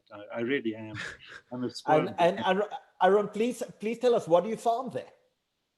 Oh, I don't farm. No, I don't farm. I actually live in Sea Point. I happen to have been involved with this farm years ago. I was going out with a farmer who's a female farmer who's a biodynamic farmer, but we broke up years ago, but we're friendly again. And so I come to the farm usually for a week or two to write, you know, and so I sort of found myself here about a week almost by accident. And then the lockdown happened. I thought, no, well, I'm not going back to my flat in Sea Point. I'll just stay here on the farm. So that was pretty neat being here. Really spoiled. Fantastic. Thank you so much for joining us this evening. It's been such a great pleasure. Now, Sorel, you actually gave, besides for the last Tsar you gave us 2 other recommendations of books relating to Russia. One is Red Notice. Yes. And the second one was a Ben Mesrich book that was a fantastic read. Tell us about that. So it's also a similar sort of theme to Red Notice. It's about the oligarchs and the stories of revenge. And I mean, it's just the wild west of business. I think to do So it's called business. Once Upon a Time in Russia, and Yeah. it's the story of the rise of the oligarchs, and these stories will absolutely blow you away. Yeah, I find it absolutely fascinating. There is just, I mean, it's an absolute free-for-all, you know, anything goes, the excesses, and you literally live and die by the sword there. It's very easy come and easy go. I think if you fall out of favor with the wrong people, and you just know that you will die mysteriously, everybody will know who did it, and nothing will happen to them. It's quite terrifying.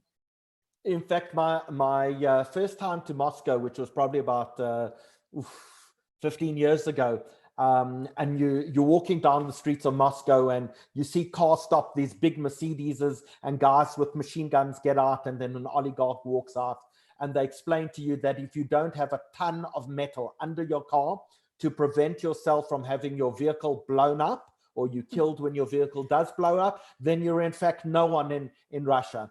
And the book starts, in fact, with an attempted car bombing attempt in Moscow, and how what it symbolizes is you've lost your protection.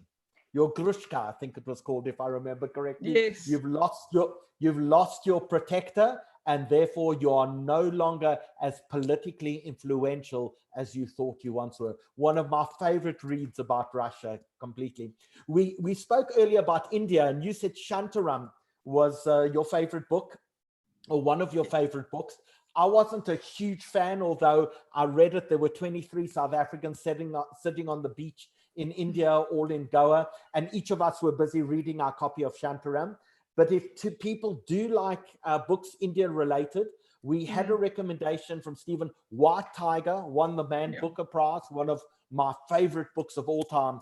A story of an Indian writing to the Chinese prime minister or president who's going to visit who's going to visit India, and he tells the story. It's a murder mystery story that's told through letters to the Chinese president. That's beautiful. And my final recommendation of an India-related book is by an Australian journalist. The name escapes me, but the book is called Holy Cow.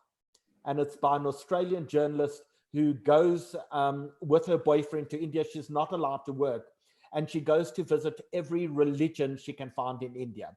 And she sees the Hindus and the Muslims and the Jains and the Sikhs and the Lubavitch and the Jewish Orthodox. And she goes to every single festival, and she writes these stories about fascinating and wonderful and weird religious people of every persuasion in India. One of the most beautiful, spiritual, hilarious books you could ever read about the Indian subcontinent. So if anyone finally would like to join us, because we really do have to wrap up really, really soon. If anyone would like to join us on the panel, please raise your hands. We still have a few hundred people with us, and we do want to end by very latest in about 5 minutes. But if you want to bring on stage, we would love to have you. I see Alan Brivik is still with us. And Alan, I want to ask your permission if we can bring you on stage. I don't know if you're decent. I don't know if you're wearing your pajamas.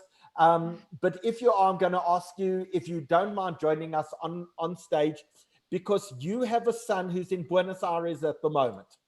And Alan, your son has been trying to get home from Buenos Aires for the last few weeks since lockdown happened in Buenos Aires. And he's been struggling we've got him Matzo, we've got him some contacts there, but Ty Brivik is stuck in Buenos Aires and far away from home and far away from you. So Alan, have I got your permission? I don't know how you're going to tell me this. Have I got your permission just to unmute you and for you to tell us how your son Ty is doing in Argentina? Al, are you with us? No, looks like Alan is not with us, and maybe it was a bit of an imposition to ask him to tell us how Ty is doing. But absolutely, lots of love to you and to Ty and the rest of the family during this incredibly difficult period. now, as we hope to bring him back to South Africa sooner rather than later. Yeah, So Dan, guys, we've got a question just quickly that just came into the Q&A 2 minutes ago from Gary. Thanks for the question. Timothy Snyder, Bloodlands on Stalin and Hitler. Has Sorrel read it? Spellbound, if keen on modern history, especially Russian, intertwined with A.H. Onslaught. Okay, so I'm not following that exactly because I'm just not well versed in that genre. But Sorrel, if you want to address that. I haven't read it, so it sounds fascinating. So if you post it on the chat, I will add it to my lengthy to be read pile. Okay, brilliant. Thank you. Sorrel, you do a lot of World War II and Holocaust literature. That's not light reading. No, I've now made a commitment to intersperse it with something lighter. But I just find that the period is so fascinating and there's so many stories. And you sort of go into one window and it opens up another. And that happened to me last year. I sort of got into, that was The Librarian of Auschwitz, which was a story which I actually didn't really know about the family camp at Auschwitz. And then that got me onto the escapes from Auschwitz. And there was a wonderful book called I Cannot Forgive about a Jewish man who escaped from Auschwitz. I didn't realize at the time that there were escapes. And he made his way to Hungary to warn the Hungarian Jews. They found out about the preparations for the Hungarian Jews, and he went to warn them and what they did in Hungary, how we've now got the Holy Bible behind you. And yeah, then that led me on to the story of Kastner, who was the Hungarian who then negotiated with Eichmann and tried to sort of make deals to try and save some of the Hungarian Jews. And there was a train of a lot of influential Hungarians who paid a lot of them to be on their train. Kastner himself was ultimately assassinated in Israel. He was an exceptionally controversial figure. And then I finally ended this off with the story of Eichmann's trial. And at that point, it was enough. They are very heavy to read. It can take a lot out of you, but I find it an absolutely fascinating period where you just see the best and worst of people, just difficult choices. And I think any period of life which is difficult makes that interesting. So Sorrel, I want to ask you, are your kids readers? Is your husband a reader? My husband is a reader. My kids actually are not. My one son started off reading a lot, now doesn't. I think that's just maybe the age. My oldest son likes to read. And my daughter over lockdown has actually discovered a love of Harry Potter, which I'm quite excited about because I absolutely love the Harry Potter series. Cool. I want us just finally, as we wrap up, just one more recommendation from everyone of the last three of us. And then I'm going to say thank you to everyone and wish everyone a really good night. And I know, Dan, you seem to be eating dinner already. I haven't had my chance to go. Eating after dinner lint balls. After dinner mints. You can't have after dinner mints until you've had dinner. So one more recommendation from everyone before we wrap up. Can I go first?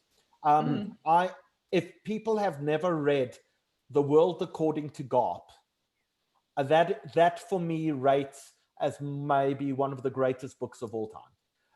A work of fiction, a work of craziness and ingenuity and creativity and genius all in one book. If you've never read it, I think that is going to be absolutely timeless.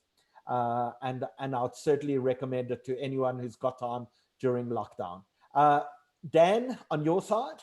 I'm going to recommend your book that you're writing, hopefully in the future, after Ilan Tanner has inspired you. I don't know if you've seen in the chat. I haven't. What is Ilan Tanner saying? When will you be writing a book, Howard? Time, Ilan. It's all about time.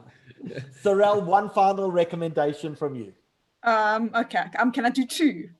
One book, The Volunteer. You can't just ask me which was my favorite child. The Volunteer, which is also a book about World War II, about a Polish man who also escaped from Auschwitz. It's a phenomenal book, brilliantly written. It's a great story and it's all true. So I absolutely recommend that one. And just an inspiring book I absolutely loved. It's a Swedish author by the name of Fredrik Backman. His books are generally fantastic. A Man Called Ove is wonderful, and I would highly recommend him as an author. Just wonderful characters and lovely to read. Fantastic. With that, you know, Dan Stillerman, every time we turned you into a tzaddik, we tried to turn you into a saint. I don't know what we do after Well, now you got that. the Holy Bible behind you, Howie. I've got the Holy Bible behind me. So with that, I'm going to call you Your Holiness.